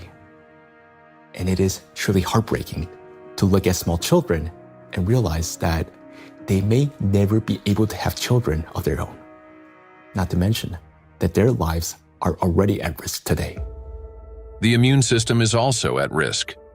In early childhood, it is still learning to distinguish between friends and foes. Exposure to microplastics can disrupt this process, increasing the risk of allergies, eczema, food intolerances, and even autoimmune diseases. But it also has long-term consequences by which cell programming determines diseases that will then manifest themselves when a person reaches adulthood. That is, at 40 or 50 years of age. And these are diseases that are currently overwhelming, if not outright damaging, our world. They're the so-called non-communicable diseases: obesity, hypertension, diabetes, and metabolic syndrome. A child's brain is especially vulnerable in the first years of life, a critical period of rapid nervous system development when neurons are formed and complex neural connections are established. However, electrostatically charged nanoplastic can interfere with these delicate processes by inducing inflammation, damaging immature nerve cells, and impeding their development. As a result, memory, attention, and learning abilities may be impaired, and emotional instability can arise. Over time, this may manifest as anxiety, learning difficulties, and episodes of aggression. In addition, studies indicate a potential link between exposure to micro and nanoplastic and the development of autism spectrum disorders. Given the breadth of damage that electrostatically charged micro and nanoplastics can inflict on the human body, the scientific community may need to examine their possible role in the rapid rise of autism more closely. For me as a father, it is heartbreaking to realize how truly defenseless our children are. Micro and nanoplastics start affecting them from the very moment of conception, persist throughout fetal development, and continue their impact after birth. Unfortunately, the illnesses that we have already discussed are not the only conditions that micro and nanoplastics can trigger in children. According to statistics, sudden infant death syndrome is among the leading causes of mortality in infants under 1 year old. This is when a seemingly healthy baby dies unexpectedly, and the cause remains unknown even after all examinations. The number of such tragedies is rising rapidly. In the United States, for example, the number of sudden infant deaths has increased by 12% between 2020 and 2022. It is unbearably tragic when there's no way to protect a child. Micro and nanoplastics and sudden infant death syndrome. Since nanoplastics can cause chronic inflammation in any tissue they penetrate, they can disrupt the formation of neural connections even before birth, including in the regions of the fetal brain that control breathing and heart function. After birth, the damaging influence of electrostatically charged nanoplastics continues. An infant's nervous system is still developing and remains highly unstable. Therefore, even minor disturbances in signal transmission can lead to respiratory or cardiac arrest. These very functions are often impaired in infants who die from sudden infant death syndrome. Moreover, when micro and nanoplastics damage mitochondria, the affected cells begin producing less energy.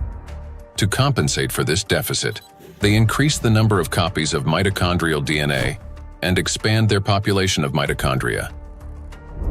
Studies have shown that children who died from sudden infant death syndrome had a significantly higher number of mitochondrial DNA copies in their cerebral cortex compared with control groups, suggesting that this number may serve as a biomarker in cases of sudden infant death syndrome. Thus, exposure to micro and nanoplastics may be a key factor in the development of sudden infant death syndrome, as well as in a range of pathologies that contribute to premature infant mortality. We're unable to protect ourselves, and worst of all, our children from the effects of micro and nanoplastics. While modern diagnostic equipment capable of accurately identifying the true causes of disease and death is still not available everywhere, we can say with high degree of confidence that nanoplastics contribute to the development of many illnesses and may accelerate their progression. In those rare cases where detailed postmortem examinations were conducted, researchers have found significant amounts of micro nanoplastic particles precisely in the affected organs and tissues. For example, in brain tissues, atherosclerotic plaques, malignant tumors, and other pathological formations. But despite millions of deaths every year, such investigations into the presence of these plastic particles are carried out only in isolated cases. There are two main reasons for this. First, many laboratories simply lack the equipment required to reliably detect micro and nanoplastics. Second, doctors and researchers, they rarely consider the possibility that these particles could potentially influence the development or outcome of the disease. Consequently, medical reports continue to list familiar diagnoses, although behind them may lie an overlooked factor: the impact of micro and nanoplastics on the human body. I understand that hearing this part of our investigation may have been very difficult. It was for me as well, believe me. But the impact of micro nanoplastics on all of us is not something we can continue to ignore. This is a crisis already underway, one that remained unnoticed for so long because the threat has been working silently within. Every day, and I'm not talking about every year or every month, but every single day, the amount of micro and nanoplastics around us continues to increase. Large plastic waste constantly breaks down into smaller particles, and these particles eventually enter our bodies through the food we eat, the water we drink, and the air we breathe. This means that with every meal, every sip of water, and every breath, huge quantities of nanoplastics enter our bodies and begin their destructive work. Their harmful effects on our cells grow in direct proportion to their concentration. And this is a scientific fact. What's even more alarming is that today, there is already so much micro nanoplastics accumulated in the ocean that it will be enough to destroy the entire biosphere, including humans, at least 3 times over. When we hear about threats of such magnitude, our instinct is to run away from them. And I understand that. It may feel like the only logical response is to eliminate plastic from our lives completely, or better yet, to take our family and move to some pristine corner of our planet. But would that really solve the problem?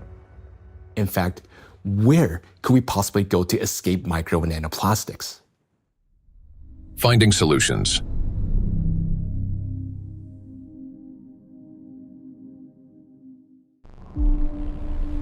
Exclusion zones. One of the essential things is the environment we live in, and plastic is one of the most important factors shaping it. Micro and nanoplastics have now infiltrated every corner of the planet, yet their distribution is far from uniform. Some regions accumulate especially high concentrations of plastic particles, and nowhere is this more pronounced than in the oceans. Each year, roughly 11 million tons of plastic waste enter the ocean. The equivalent of an Eiffel Tower made entirely of plastic plunging into the sea every 8 hours, or about 1,100 such towers annually. Initially, these towers consist of bottles, bags, fishing nets, and other plastic garbage. Over time, under the influence of sunlight, waves, and weathering, they fragment into billions of invisible killers, micro and nanoplastic particles. According to research, about 95% of small debris less than 5 millimeters in size is composed of plastics. The surface of the world's oceans is already covered with more than 350 trillion particles of microplastics, and the number continues to grow rapidly. However, the ocean depths hold countless trillions more, forming an invisible yet enormous area of contamination. And yet, that's not all. The sea breeze has become toxic. When waves break at the ocean surface, they generate countless bubbles. As these bubbles burst, they release not only salt crystals into the air, but also microscopic plastic particles. Carried by the wind, micro and nanoplastics scatter across the planet. The stronger the wind and the higher the sea foam, especially during storms, the more particles lifted into the atmosphere. Though invisible to the naked eye, the air around us is literally saturated with them. Each year, approximately 136,000 tons of microplastics are carried from the ocean to land by sea breeze. That is more than 370 tons every single day. In the atmosphere, plastics are transported thousands of kilometers by air currents. They settle in dew and fall to the ground with snow and rain. The coasts and coastal regions are the first to bear the impact.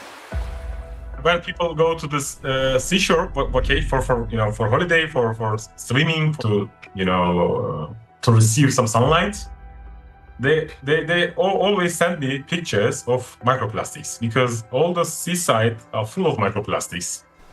A study conducted in a coastal city in eastern China found that a person can inhale up to 1 million microplastic particles per year simply by spending time outdoors. The greatest danger comes from particles smaller than 100 micrometers, which can easily enter the respiratory tract. Because most of the coastal countries in the Mediterranean Sea don't have proper waste management system, so they release huge amount of plastic waste into the Mediterranean Sea. This is the first reason. The second reason, we have two rivers in this part of the Mediterranean Sea, Seyhan and Ceyhan. These two rivers, in two of the 5 most polluted rivers in the Mediterranean Sea. Recycling actually makes those two rivers most polluted rivers in the Mediterranean Sea. They carry more than 5,000 tons of plastic waste into Mediterranean Sea every year. It's too much. And also, the coastline in the Turkish coast has pollution like 31 kilogram per kilometer per day. Every day, 31 kilogram of plastic waste reach that coast in 1 kilometer coastline. It's too much. Just imagine, one plastic bottle is 10 gram or 15 gram. You can imagine how many plastic bottles strand on those coastlines.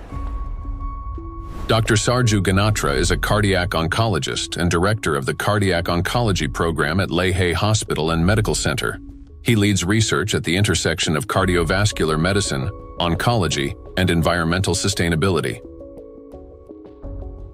According to his study, which was presented to the American Academy of Neurology, living in coastal areas is associated with an increased risk of brain and mobility disability. The reason for this is the high concentration of microplastics in the water, air, and soil of these regions. It's alarming, truly, that what we are seeing, that people living close to the coastal water with high amount of microplastic concentration in the seawater, they have higher prevalence, higher rates of various cardiovascular disease, stroke, diabetes, and other metabolic conditions, as well as cognitive mobility and self-caring disabilities and abilities to live independently essentially are less in that population. Researchers analyzed health data from residents of 218 coastal counties across the United States, comparing CDC reports with levels of environmental microplastic pollution. The findings are striking. Memory and cognitive impairments occurred 9% more often among residents of areas with high concentrations of micro and nanoplastics, compared to those in areas with low concentrations. Motor disorders were 6% more frequent. Difficulties with self-care, such as dressing or maintaining hygiene, were 16% more common. Inability to live independently, including managing finances or shopping, was 8% more frequent. In coastal regions, where the concentration of micro and nanoplastics far exceeds that found in inland, people are already paying the price, not only with their health, but with their lives. In a study led by Dr. Sarju Ganatra, scientists compared regions with high and low levels of microplastic pollution. But this raises an important question. That is, what does low level mean today? To answer this, let's look at the numbers. Dr. Ganatra defined a low level of contamination as one tiny plastic particle per 200 bathtubs filled with seawater. At first glance, that might sound negligible. But when that single particle breaks down into nanoscale fragments, the number of particles increases not by tens or hundreds, but by millions of times. Let's consider a simple calculation. Suppose the volume of one such tiny plastic particle is just 1 cubic millimeter, roughly the size of a grain of sand. Over time, it breaks down into many smaller pieces. Now, if we assume that this single microparticle disintegrates into fragments about 100 nanometers in diameter, that would generate about 1 trillion particles. And if their size decreases to 10 nanometers, the number would skyrocket to 10 to the 15th, or 1 quadrillion nanoparticles, all from a single microparticle. So what does this mean in practice? It means that even one glass of such clean water, which hardly exists anymore, would potentially contain about 5 million nanoplastic particles. And for the human body, after drinking just one glass, at least 5 million cells will be put at risk. So can this so-called low level of contamination truly be considered safe? Each of those 5 million particles entering a body can trigger inflammation, cause hypoxia, and disrupt communication between neurons. Note that these effects aren't always immediately noticeable. A mild headache, occasional fatigue, anxiety, or difficulty concentrating. All these may be early warning signs of cognitive decline, neurodegenerative diseases, disability, and ultimately, death. These symptoms are particularly evident among people who live or spend significant time near the coastal regions. And the decline in their health is an early warning sign, a reflection of a much larger crisis unfolding across the world. Do you remember Professor Gundotu saying that the coastal countries of the Mediterranean don't have an adequate waste management system? Well, according to research, the concentration of microplastics in this region is about 4 times greater than North Pacific Ocean, where, by the way, the Great Pacific Garbage Patch is located. And in addition to 5 already known invisible garbage patches, researchers have identified a 6th garbage patch hidden in the Mediterranean Sea. It's called invisible because it consists mostly of microplastics.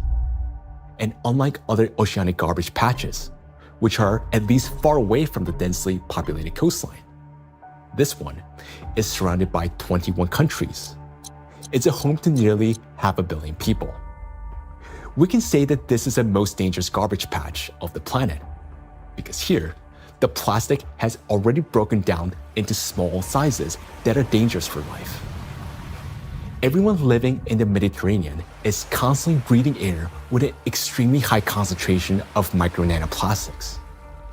This is an extremely dangerous zone that should have been long ago been designated as an exclusion zone.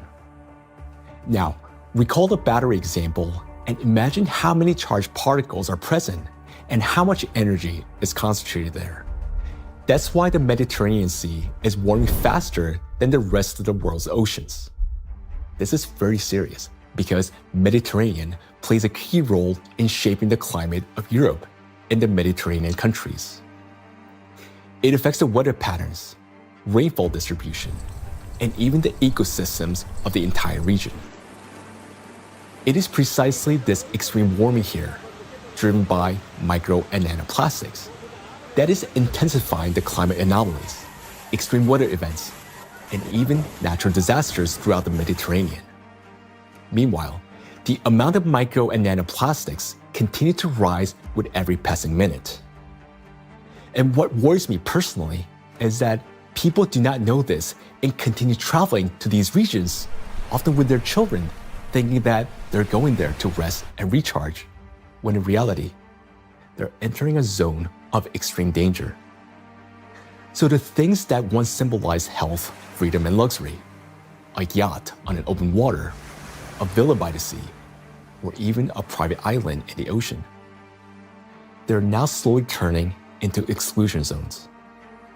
For now, this problem is mainly recognized by scientists, but it will soon become impossible for the public to ignore. And when that moment comes, mass migration from coastal regions will be inevitable. Thus, if we fail to find a solution, the economic losses will be enormous, as the tourism industry will collapse and luxury resorts on the coast will be deserted. Yet, the threat doesn't end there, because the tiny plastics are constantly spreading by the atmospheric circulation and contaminating everything in its path. Borders just for human, not for particles. So all these small microplastics can travel long distances.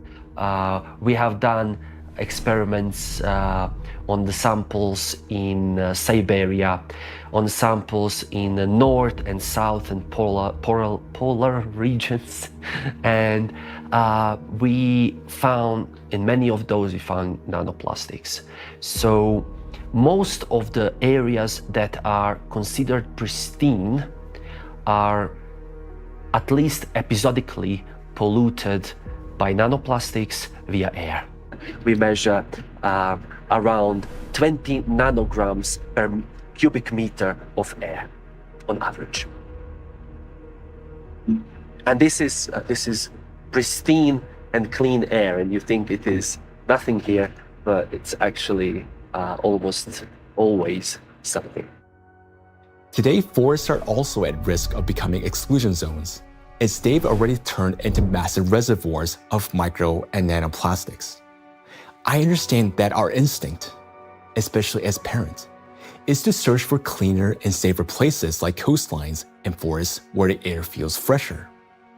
But the paradox is that these very places have already become some of the most dangerous environments for human life. Let me give you an example. In a large city, an adult may inhale up to 106,000 microplastic particles during a 2-hour walk. Yet, in areas near the bodies of water, that number far exceeds that, and those 2 hours may be enough to trigger a cascade of diseases, whereas for some individual, a fatal outcome. It is important to understand that when a single micro or nanoplastic particles enters a cell, it destroys more than just that one cell. After the cell dies, the plastic particle is not eliminated from the body. It continues to move throughout the body, damaging other cells and triggering a chain reaction of destruction. This process is endless because plastics, as we know, can recharge and retain electric charge.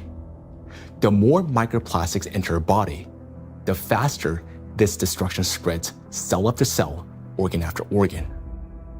And time becomes critical here because our body has limited resources to fight this damage, while nanoplastics, they're not expelled. Instead, they continue to accumulate in ever-increasing quantities, destroying us from within. Nanoplastics are perfect killers not only of humans, but of the entire biosphere, and it's impossible to hide from them anywhere. They're literally pushing us out of the world we once knew.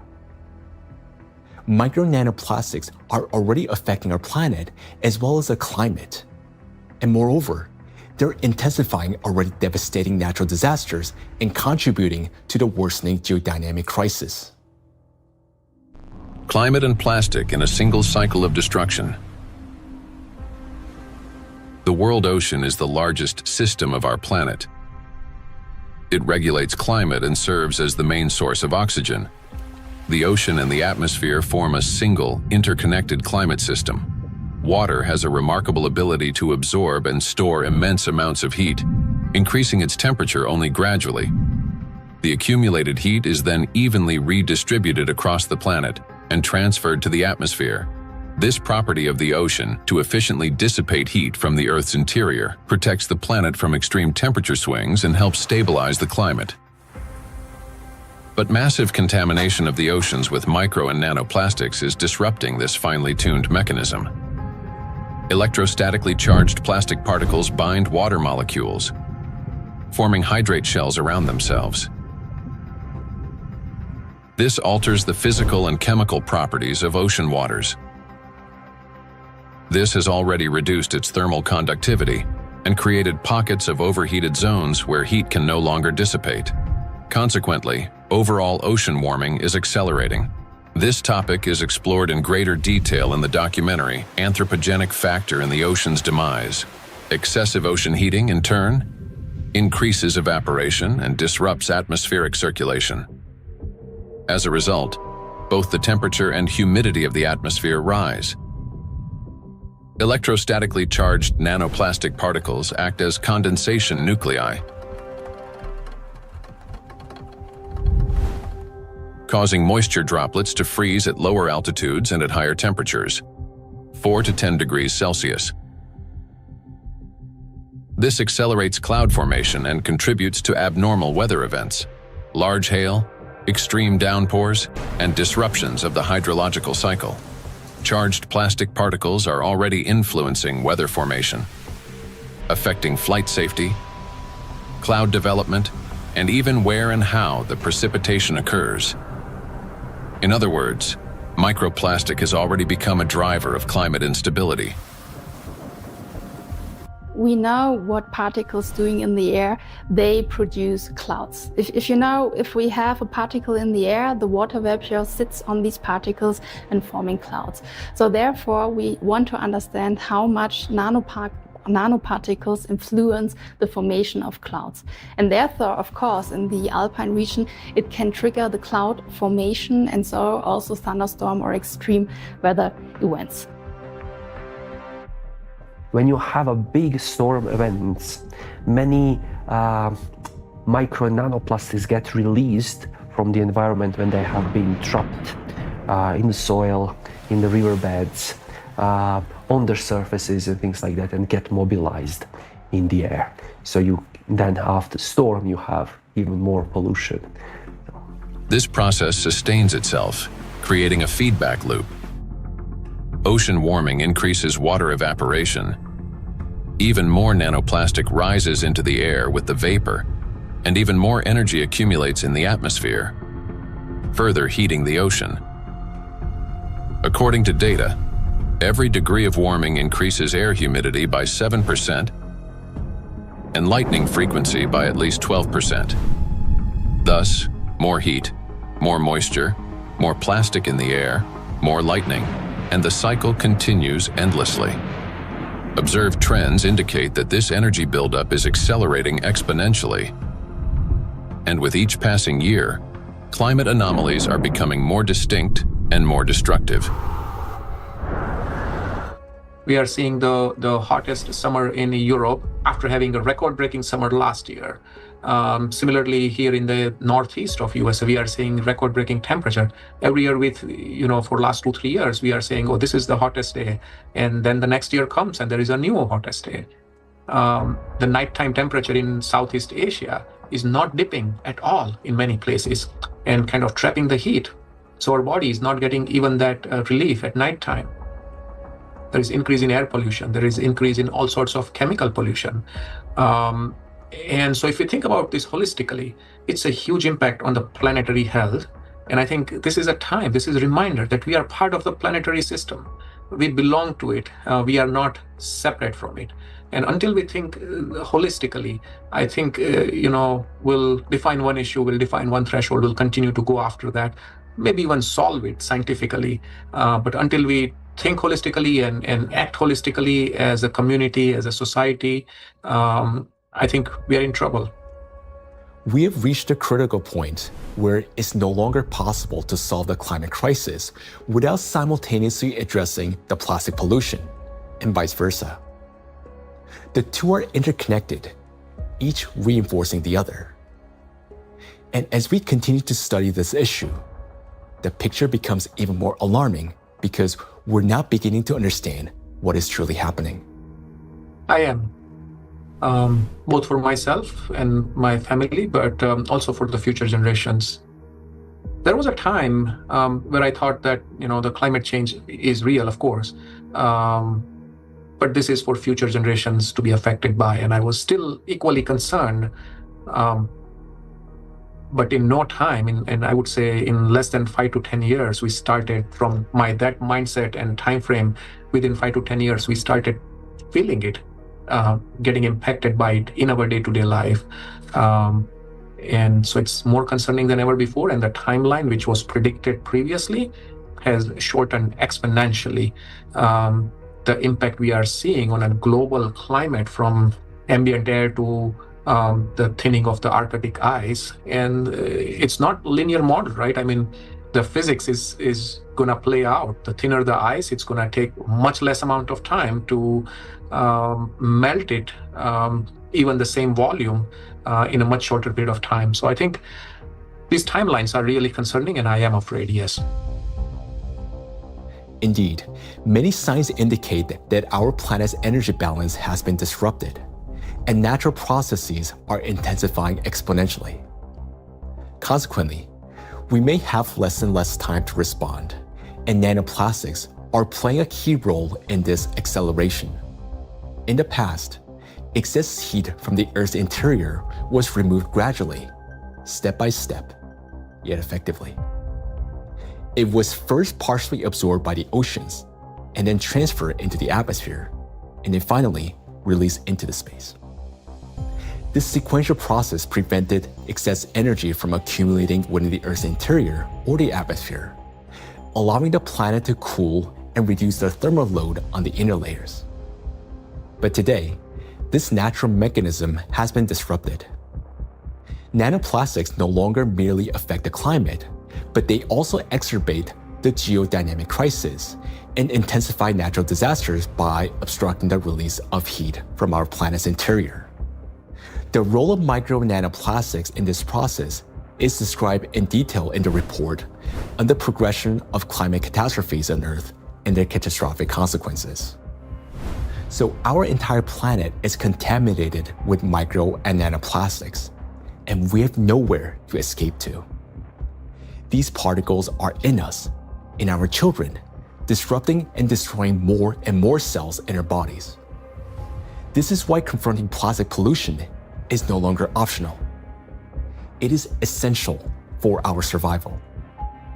The first and most obvious step may appear to be eliminating the use of plastic and recycling the waste that has already accumulated. But we must ask ourselves, will that truly be enough? The illusion of addressing plastic pollution. Even if we were to stop plastic production today, even if the last plastic bottle we discard today, it's going to last there in our oceans for at least 400 plus years. And then the journey of micro nanoplastic begins.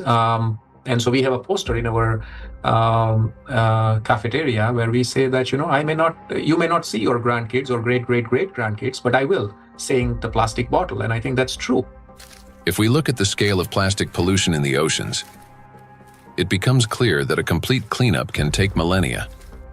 Today, the world ocean contains about 200 million tons of plastic waste. Meanwhile, every year, around 20,000 tons are extracted. That's less than 1/100th of 1%, a negligible fraction compared to the existing volume. At this rate, fully cleaning the ocean would take about 10,000 years. And that's only if we stopped all plastic entering the ocean starting today. Plastics are entering the environment currently at a rate that far exceeds our capacity to remove it from the environment or to mediate the wastes. Let's assume humanity achieves a technological breakthrough, invests enormous resources, and increases cleanup efficiency 5-fold. Even then, the process would still take around 2,000 years.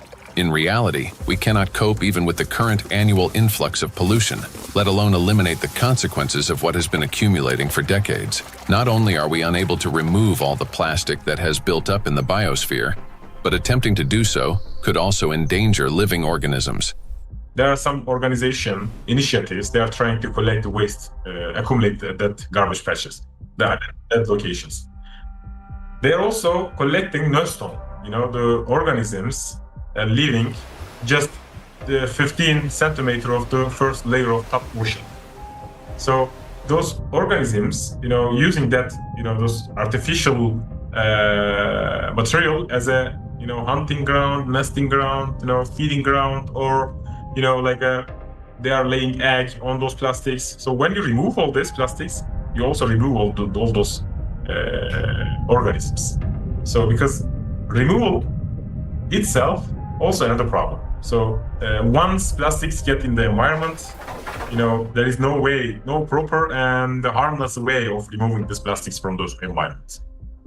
Moreover, a significant portion of plastics has already broken down into micro and nanoparticles that now lie on the seabed, drift through the water column, have entered the bodies of marine organisms, and become part of the global cycle of matter.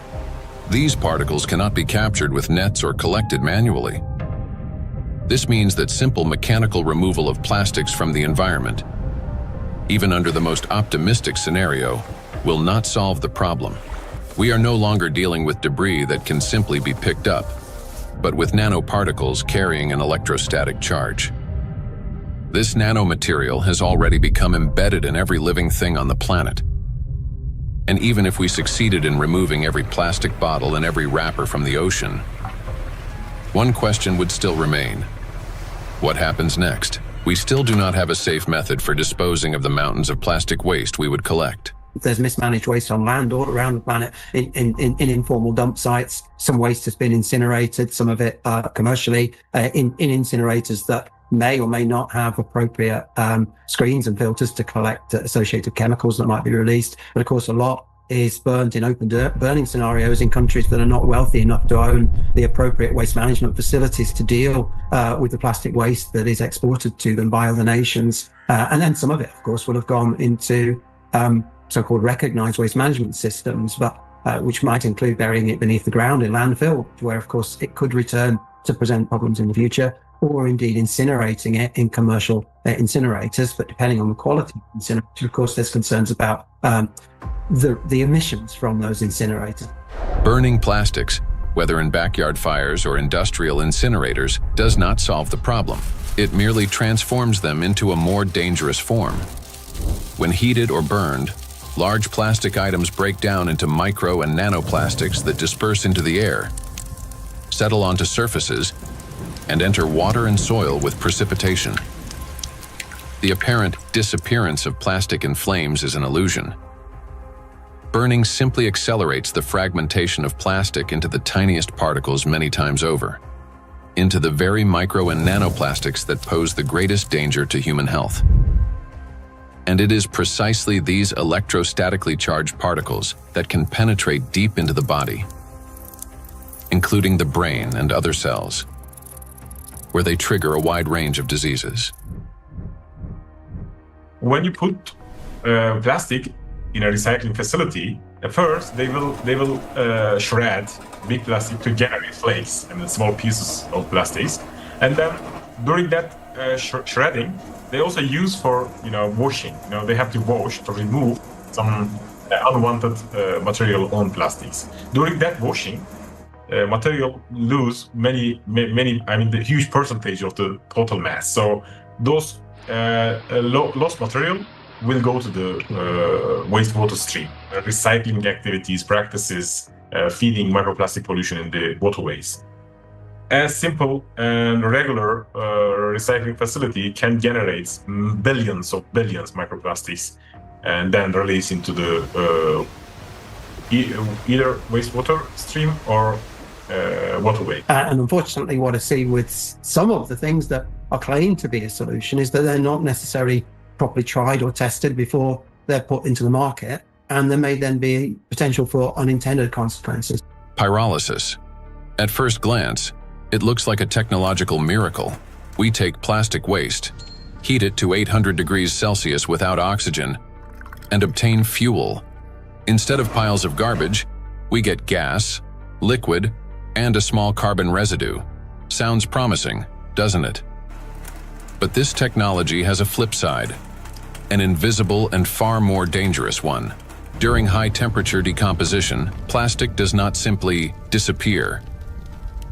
Pyrolysis is accompanied by emissions of dioxins and furans, some of the most toxic substances on the planet.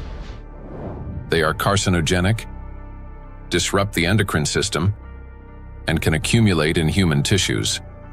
They are hazardous even at low concentrations. Even if you manage to obtain 600 liters of liquid fuel from 1 ton of plastics, the price of such fuel is a threat to human health and life.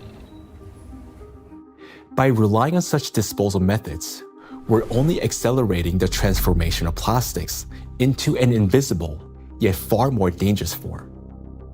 Let me remind you that the amount of micro and nanoplastics present in the ocean alone is already more than enough to destroy our entire biospheres, including the humankind 3 times over. Meanwhile, microplastics continue to disintegrate, generating vast amounts of nanoplastics. Recall Dr. Kenner's example. A single microplastic particle can fragment into billions of nanoparticles. And with countless microplastics already present everywhere, constantly breaking down into even smaller fragments, this process is driving the destruction of humanity and of everything around us.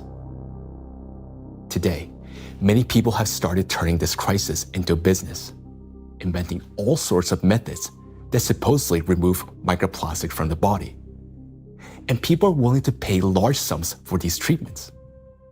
But the real question is, do they actually work? False hope. Today, in healthcare and even in some scientific circles, there's growing discussion about alleged methods to cleanse the human body of microplastics. A variety of approaches are being promoted, including plasmapheresis, hemosorption, mechanical filtration devices, dietary adsorbents, and so-called natural supplements claiming to detoxify the body. At first glance, it all sounds reasonable. If there's something toxic in the body, it should be removed. But the truth is that these methods don't actually solve the problem.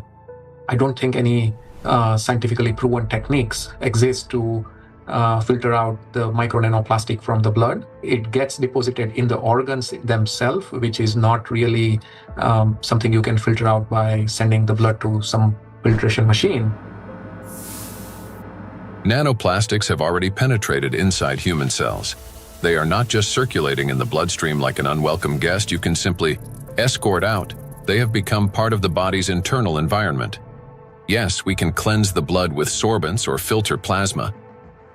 But how effective can such procedures truly be? We started this plastic production and the usage of these materials, which have a lot of, positive effects. That we in the hospital, I just, when I look around in my, daily work environment, I guess that 80% of everything I touch in the hospital is of plastic, starting with my gloves. And probably 80-90% of the machine itself is made of the plastic. And that's a very important point for healthcare. What's more, the very solutions used for blood purification procedures also contain plastics. When you get sick, you are going to a hospital, you probably will go to the hospital for treatment, and then they will give you some solutions, some infusions, like they will put something inside your vein, and then they transfer some liquid from plastic package to your blood system. So those intravenous solutions has at least 62 microplastic particles per liter. So this is direct transfer exposure microplastic to human system, blood system. So we end up with a paradox. We are using plastics to try to eliminate the consequences of plastics. Such procedures may indeed reduce the overall toxic load, but they don't address the core issue. They don't extract plastic from cells, don't neutralize its electrostatic charge, don't restore disrupted signaling pathways, and don't protect the brain, immune system, or mitochondria. An individual has every right to try such methods. It is their personal choice, but it's important not to harbor illusions. Those procedures will not restore lost health. Moreover, plastic isn't just a material used for packaging and household goods. It is the backbone of modern industry, healthcare, transportation, electronics, construction, and even space technology. It's the second most common material on Earth after concrete, so it's extremely widespread. I think going forward, it's going to be really important that we retain the important uses of plastic, because plastics are not here the enemy. It's not a treaty about not producing plastics. It's a treaty about ending plastic pollution, not ending the production of plastics. And plastics have the potential to bring clear societal benefit. That is why the main goal today isn't to stop plastic production, but to find ways to reduce the impact of micro and nanoplastics on human health and the environment.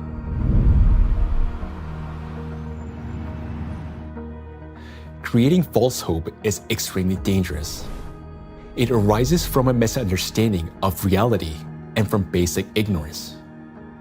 We must remember that the most dangerous plastic particles are those small enough to penetrate our cells.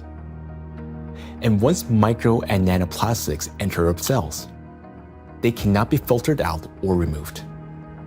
They become part of the body and slowly destroy us from within.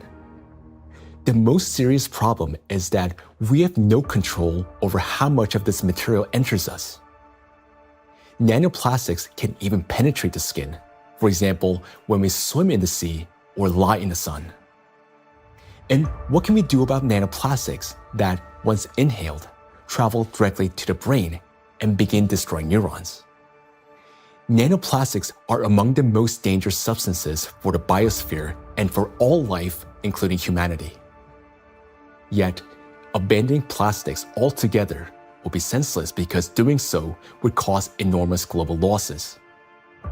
Synthetic polymers, including plastics, form the backbone of countless modern industries, from medicine and nanotechnology to flexible electronics, neuromorphic hardware for AI, aerospace structures, automotive manufacturing, and construction. Their versatility, ease of shaping and processing, compatibility with other nanomaterials, and scalability have made them the foundation of our modern progress. The solution, therefore, is not to eliminate plastics, but to ensure that they no longer threaten life, And the real path forward begins with understanding precisely what makes nanoplastics so dangerous.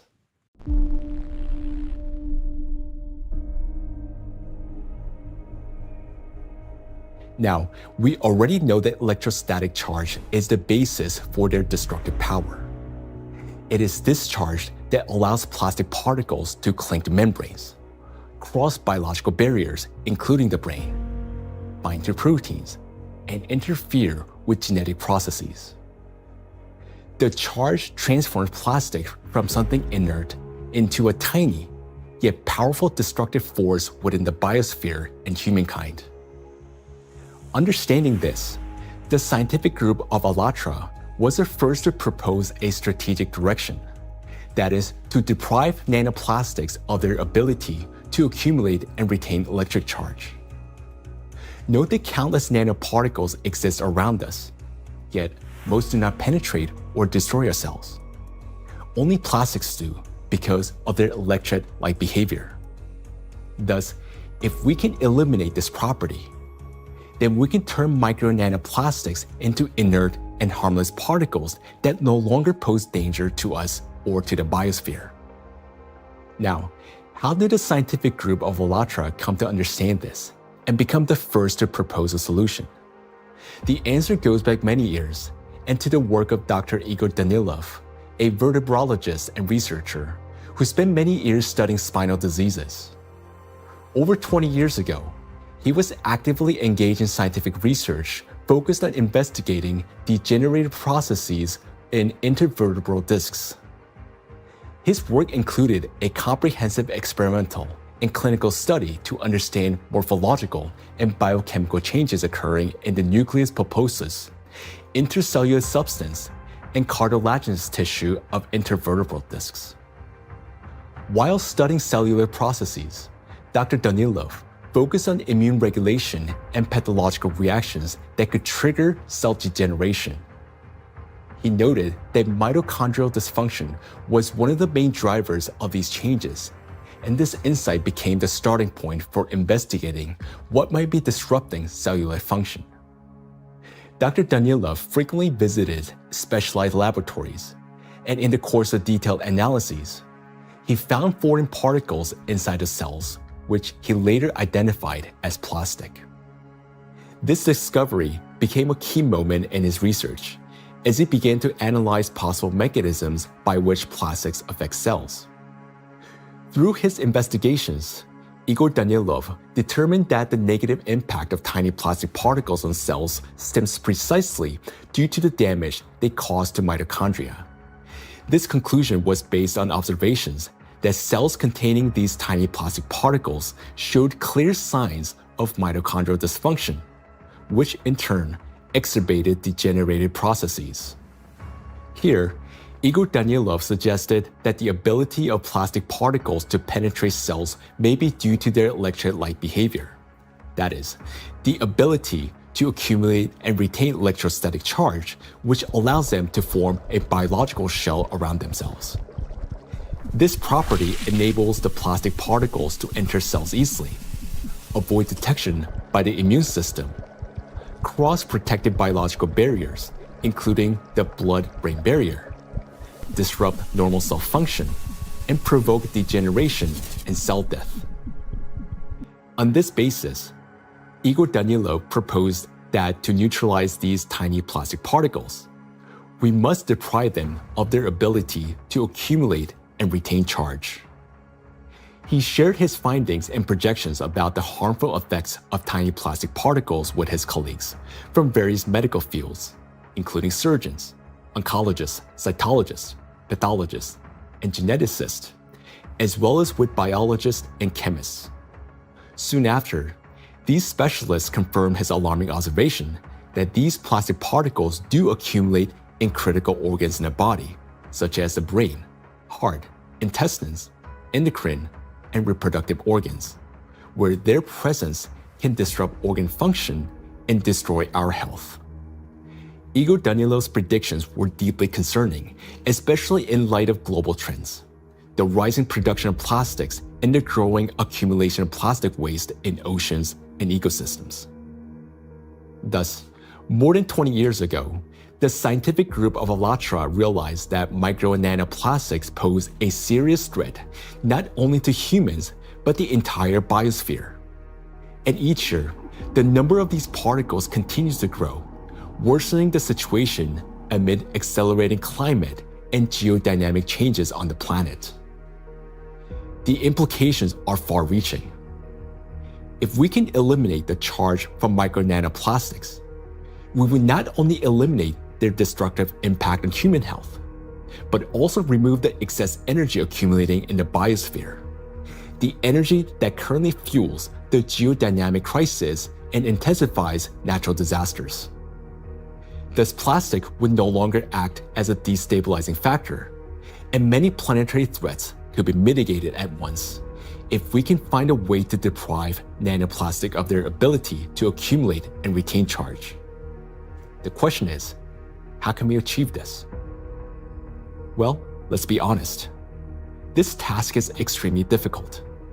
It will not be enough to simply figure out how to neutralize the electrolyte behavior of these tiny plastics in a test tube.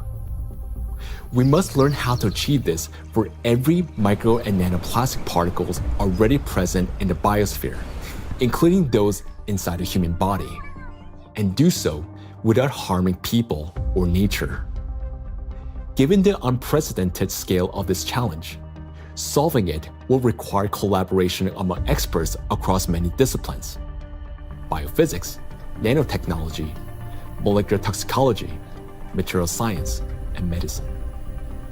Plastic pollution is not a narrow environmental issue. It's a systemic global challenge that affects health, safety, natural resources, the stability of our civilization, and life itself.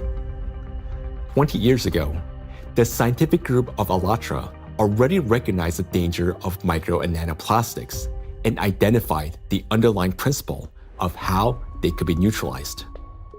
But to this day, we haven't found a way to achieve it.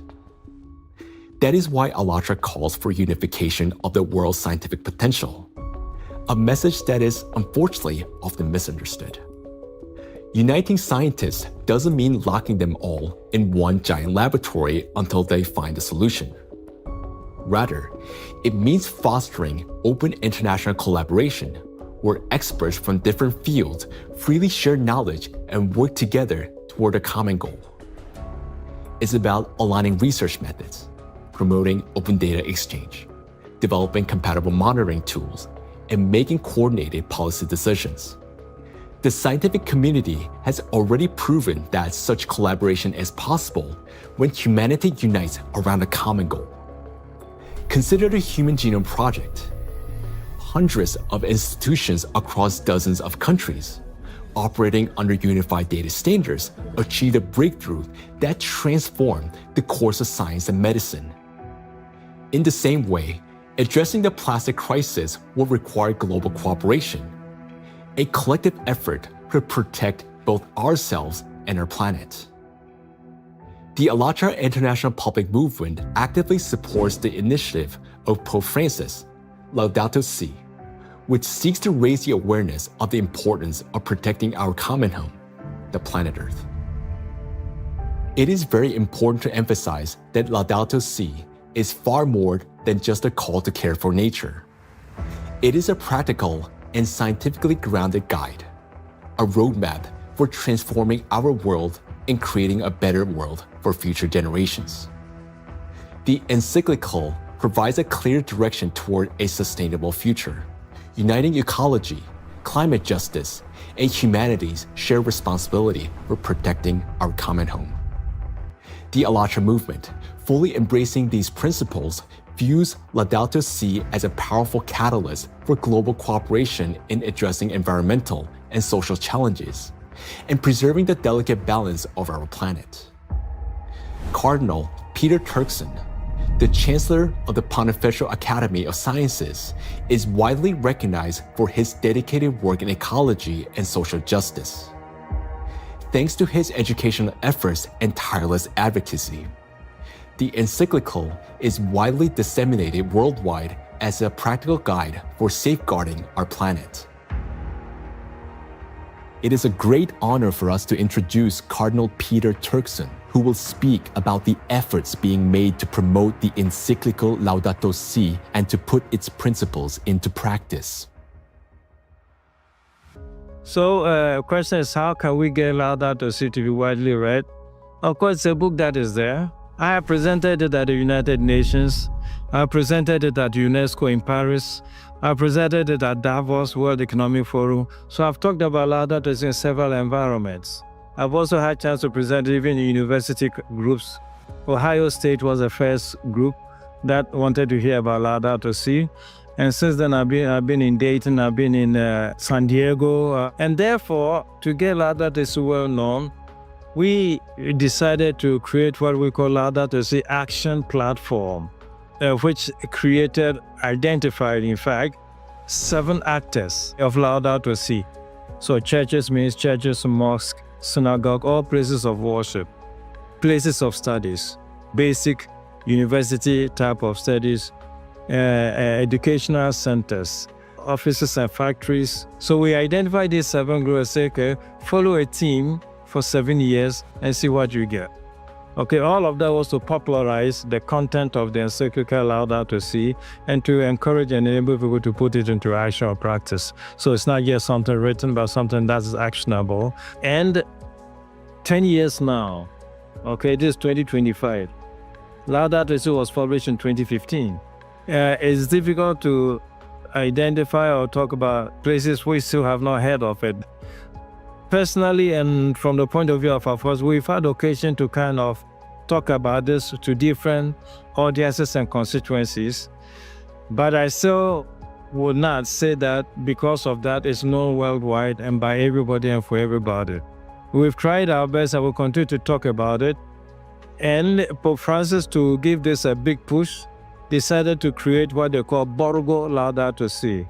Over here in Rome, another initiative to get it known is being the development of what they call Laudato Si Diploma.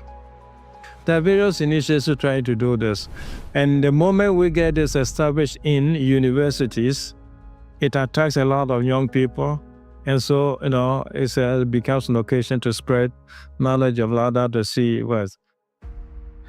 For its scientific and social contribution to the protection of our planet, ALLATRA received the blessing of His Holiness, Pope Francis.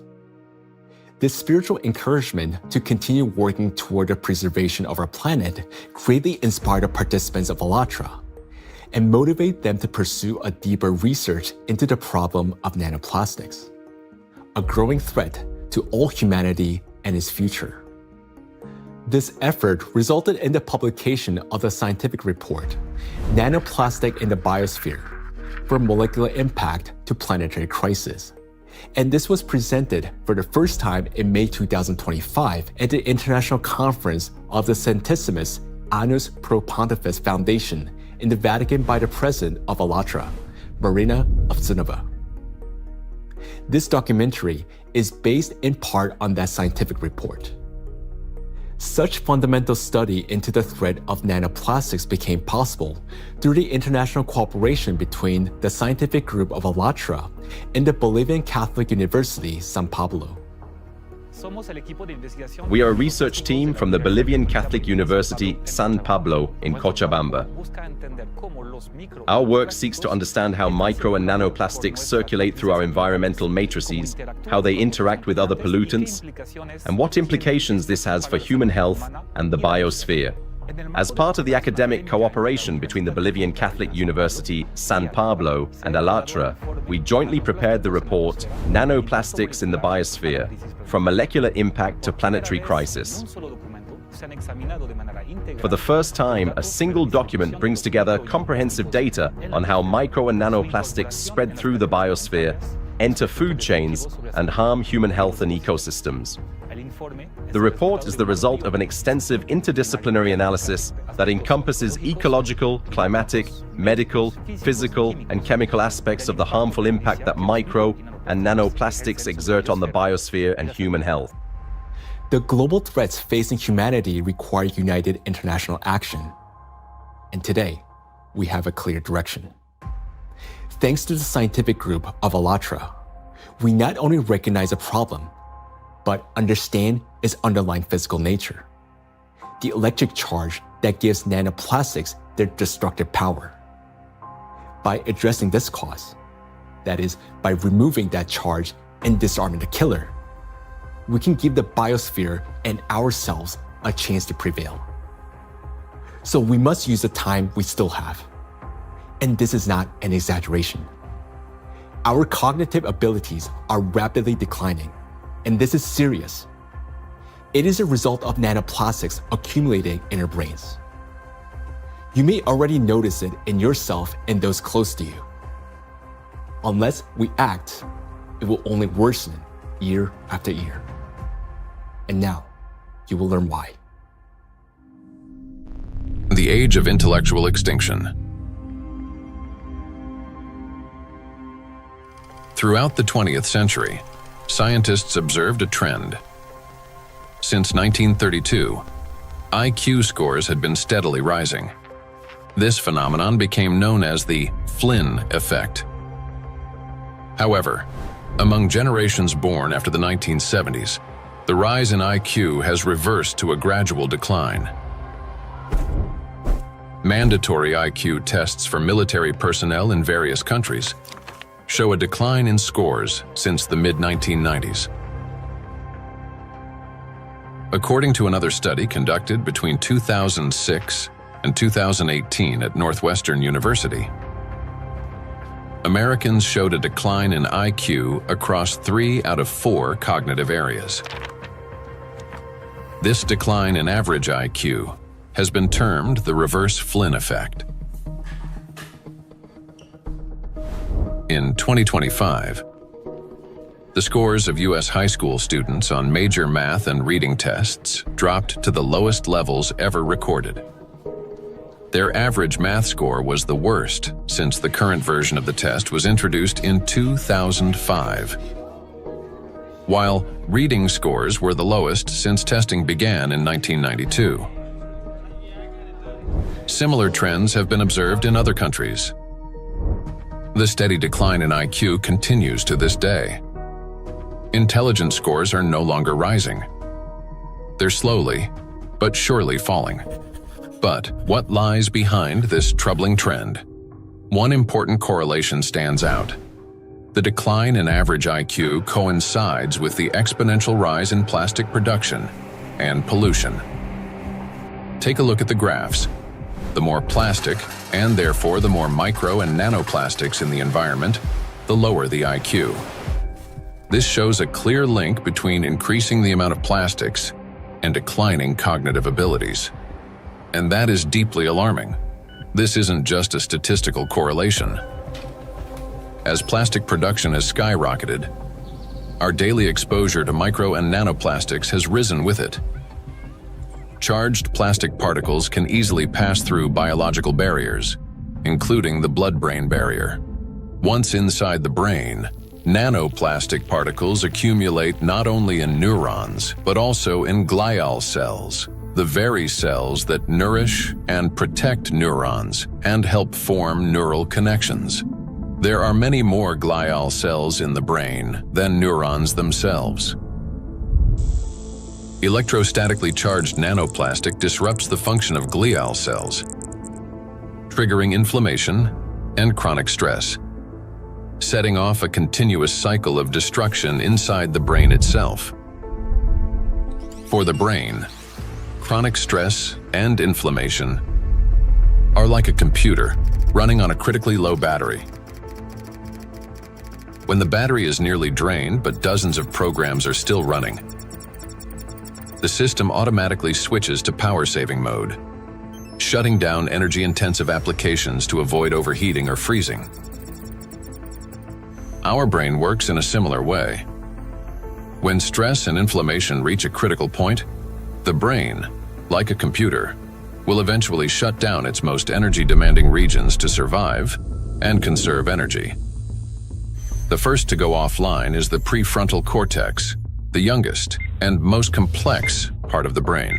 It's considered the control center, responsible for such essential functions as intelligence, behavioral regulation, and the ability to think logically, consistently, and rationally by comparing facts and drawing conclusions.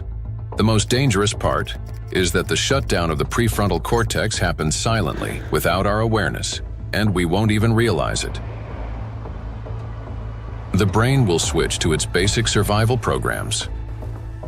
The ancient rapid response system, the limbic system, takes over.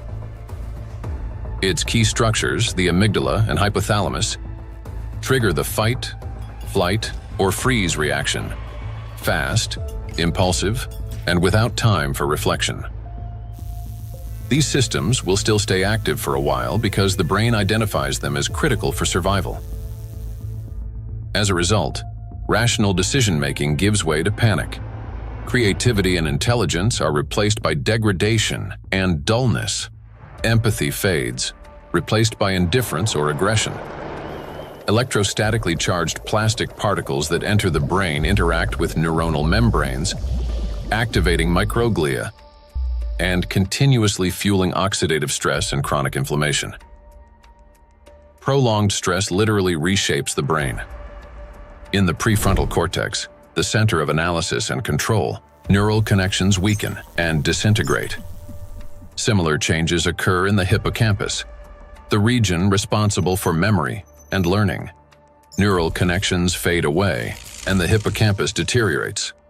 In the amygdala, the centers of fear and anxiety, the opposite happens. Connections strengthen, anxiety and aggression intensify, and panic attacks may develop. The brain reorganizes itself. Instead of thinking and analyzing, it starts operating on instincts. In doing so, it loses the ability to recognize real danger and respond appropriately. This isn't a temporary reaction. It's a fundamental restructuring of the brain. The capacity for learning, cooperation, and rational decision-making declines. This may help explain global trends we see today in society. A decline in average intelligence, a rise in anxiety and depression, an increase in aggression, impulsivity, and issues in social relationships. As the amount of plastic in the environment continues to grow, the reverse Flynn effect will only become more pronounced. People won't just become less intelligent, they won't even realize it. They'll become captives of a reality distorted by their own brains. As a result, humanity will lose the ability to perceive the world, events, and even obvious threats adequately. They'll no longer be able to connect facts logically, and therefore will lose the ability to make sound decisions. That will mark the end of human thinking. Our cognitive decline is already underway. This is not a prediction, but reality. Plastics are making us less intelligent and less capable of responding to crises. They're damaging the regions of the brain that are responsible for memory, attention, problem-solving, and creativity. The very abilities we urgently need to achieve scientific breakthroughs and to find a way to neutralize the threat posed by micro and nanoplastics. And we have very little time left to make the right decisions. Yet, the loss of intelligence is not the worst that awaits us. Prolonged exposure to micro nanoplastics and their accumulation in the brain that leads to gradual failure of even our most basic survival functions. In other words, we risk losing not only our ability to think, but our very ability to live. And if that sounds like an exaggeration, consider the bees. Because their body mass is much smaller, the concentration of plastics in their brains is much higher. They already live in the world that we are now rapidly entering. Microplastic can enter a bee's body through its thin cuticle, or along with food, and within just 72 hours, it reaches the brain. From there, as in humans, it triggers synaptic damage, neuroinflammation, cell death, and neurotransmitter disruption. The bee loses body mass, its metabolism slows, and its immunity weakens. Its sense of smell, memory, and navigation begin to deteriorate, and bees stop recognizing their own colony and can no longer find their way back to the hive. With prolonged exposure to nanoplastic, the damage becomes fatal. The bee's nervous system collapses under the strain, and some simply drop dead in mid-flight. Look at this photo. You can see the brain of a bee that has been penetrated by nanoplastics. This amount of nanoplastics was enough to cause serious cognitive impairment in the bee. What is a critical point beyond which, like the bee, we stop recognizing the world around us and die on our way home? If nothing changes, this is a future that awaits us. It's also important to acknowledge that there is no safe level of these chemicals in the body. So while the manifestation may take time at a lower doses, it is not immune, that at lower dose it's safe to have that. And why is it important? I think it's important for so many reasons, because as soon as we define the threshold, various special interest groups would argue to keep micro nanoplastic concentration below that level, whether it's in soil or in water or whatever that is. And what does that mean? Is that we are allowed to have some degree of micro nanoplastic in our sources, air, soil, water, and so forth. But it's a cumulative impact, we have to remember. It's not a particular threshold at any given point in time in the source of whatever we are consuming, but it's a cumulative impact in our brain. And we don't know that, honestly, because it's the factor of time there is going to be different for bee than for a young child who doesn't have a fully developed brain versus an adult brain. Let us recall that a single nanoplastic particle in the human body is not equivalent to one dead cell. After destroying one, the same particle does not stop. It continues traveling through the body, killing one cell after another. So even the tiniest amounts of nanoplastics will damage the brain. And that's why there's no such thing as a safe concentration. And there will never be. The only difference lies in the rate of destruction. That is, the more nanoplastics there are, the faster the process. These plastic particles destroy the biosphere and the cells within our bodies. They damage organelles and biomolecules, including mitochondria and DNA, leading to reduced energy production, genetic mutation, the breakdown of neural connections, and the disruption of brain signals that regulate our organs and vital functions. All of this happens imperceptibly as we go about our daily lives. Yet, inside the brain, a silent systemic destruction is already underway.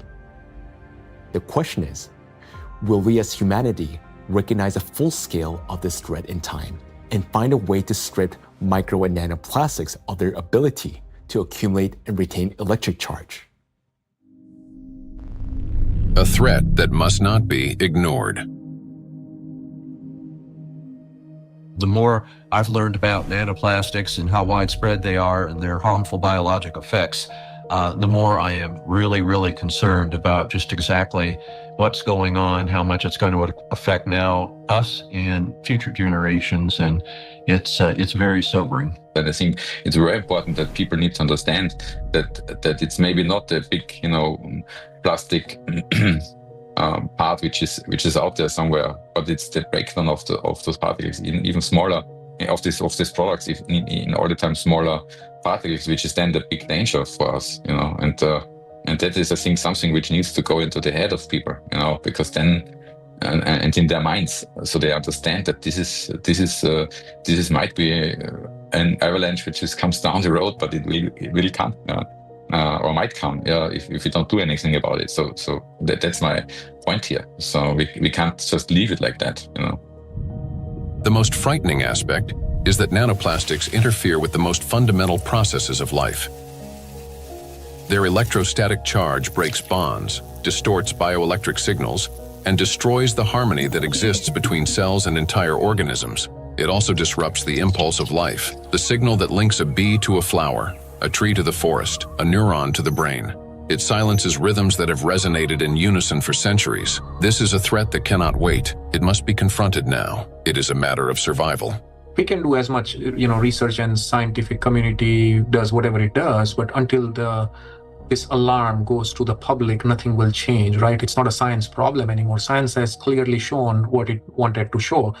Maybe there will be 10 more studies in the next few years, right? And then what, right? Until we change, and this change is based on the public opinion. I want to leave something which is, our legacy should be habitable by our future generations. And that's the pure purpose we all have in common. If we can connect to our own health, I think that is way more powerful and more appealing for all of us to collectively act on this together. I think that's a very important point. And I think at a societal level, we all have to incorporate the other dimension beyond, in our balance sheets, beyond the dollars and pounds and euros and rupees, right, is the health, the impact on the health. And I think that has to be a part of the balance sheet, because what are we making money for if we can't survive or have a good quality of life? Then everything else is worthless for us and for the future generations. I think maybe a reason why I do that, to just show by example that we need to do that. It's my big, hope that I can contribute to a solution, and also to people thinking about it, talking about it, and acting accordingly to make this world a better place, and not just always a worse place for the future, especially for the next generations and for my son and for families, and of course all over the world to take care. And I'm trying to contribute the awareness of people, to explain, to show them the risks, and to make them understand the problem, the real extent of the problem, to put them into action. So I just want to say one last word, that we only have one planet, and this planet is not single use, so we should consider this. For too long, we have lived under the comforting illusion that there's still time, that humanity will always have a chance to recognize, understand, and respond. But that time has passed already. Our greatest challenge now is to find a solution before we cross the point of no return, while we still have both our intellect and the little time that remains. But for this to happen, all of humanity must first grasp the true scale of what is unfolding. Only then will we be able to direct our full scientific potential and resources toward finding a solution. As we have seen already, no single individual, organization, or nation alone can solve such a complex problem. The scientific community of ALLATRA has been searching for the solution for 2 decades, and although it hasn't been found yet, we know it exists.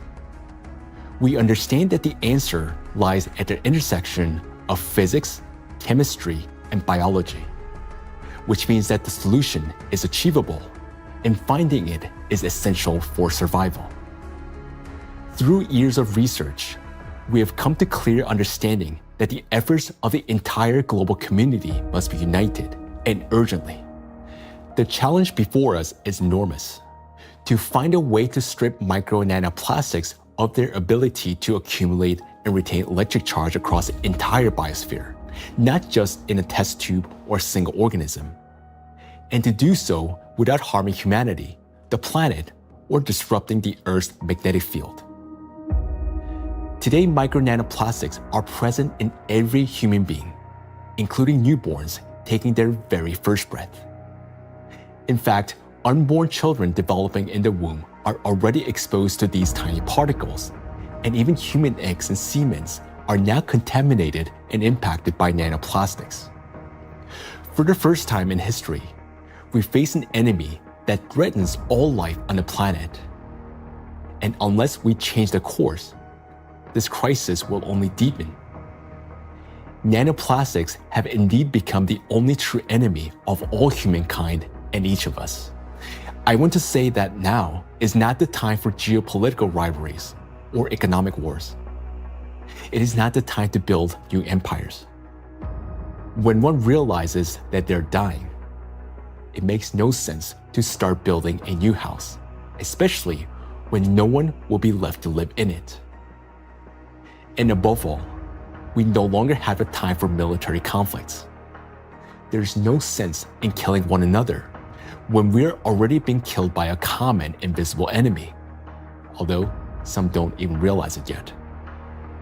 We cannot remain indifferent to this threat because our future depends on whether we're capable of setting aside our divisions and uniting against this killer, nanoplastics, which threatens all life on our planet. The question is, are we capable of truly understanding all this? Or has nanoplastic already damaged our minds to the point where we don't even recognize the mortal danger hanging over humanity?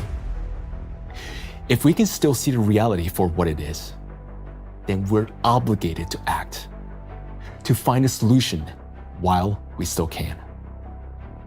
We cannot shift this responsibility to the next generation, because if we fail to find a solution now, there will not be any true generation. And knowing this, giving up would mean betraying ourselves, our families, our children, and all of humanity, condemning all life on this planet to slow and inevitable death. Each of us, if still capable of understanding this threat, can contribute something meaningful to this effort. Only by acting together can we solve this monumental challenge and preserve the most precious thing that we have, life itself. Life is worth fighting for.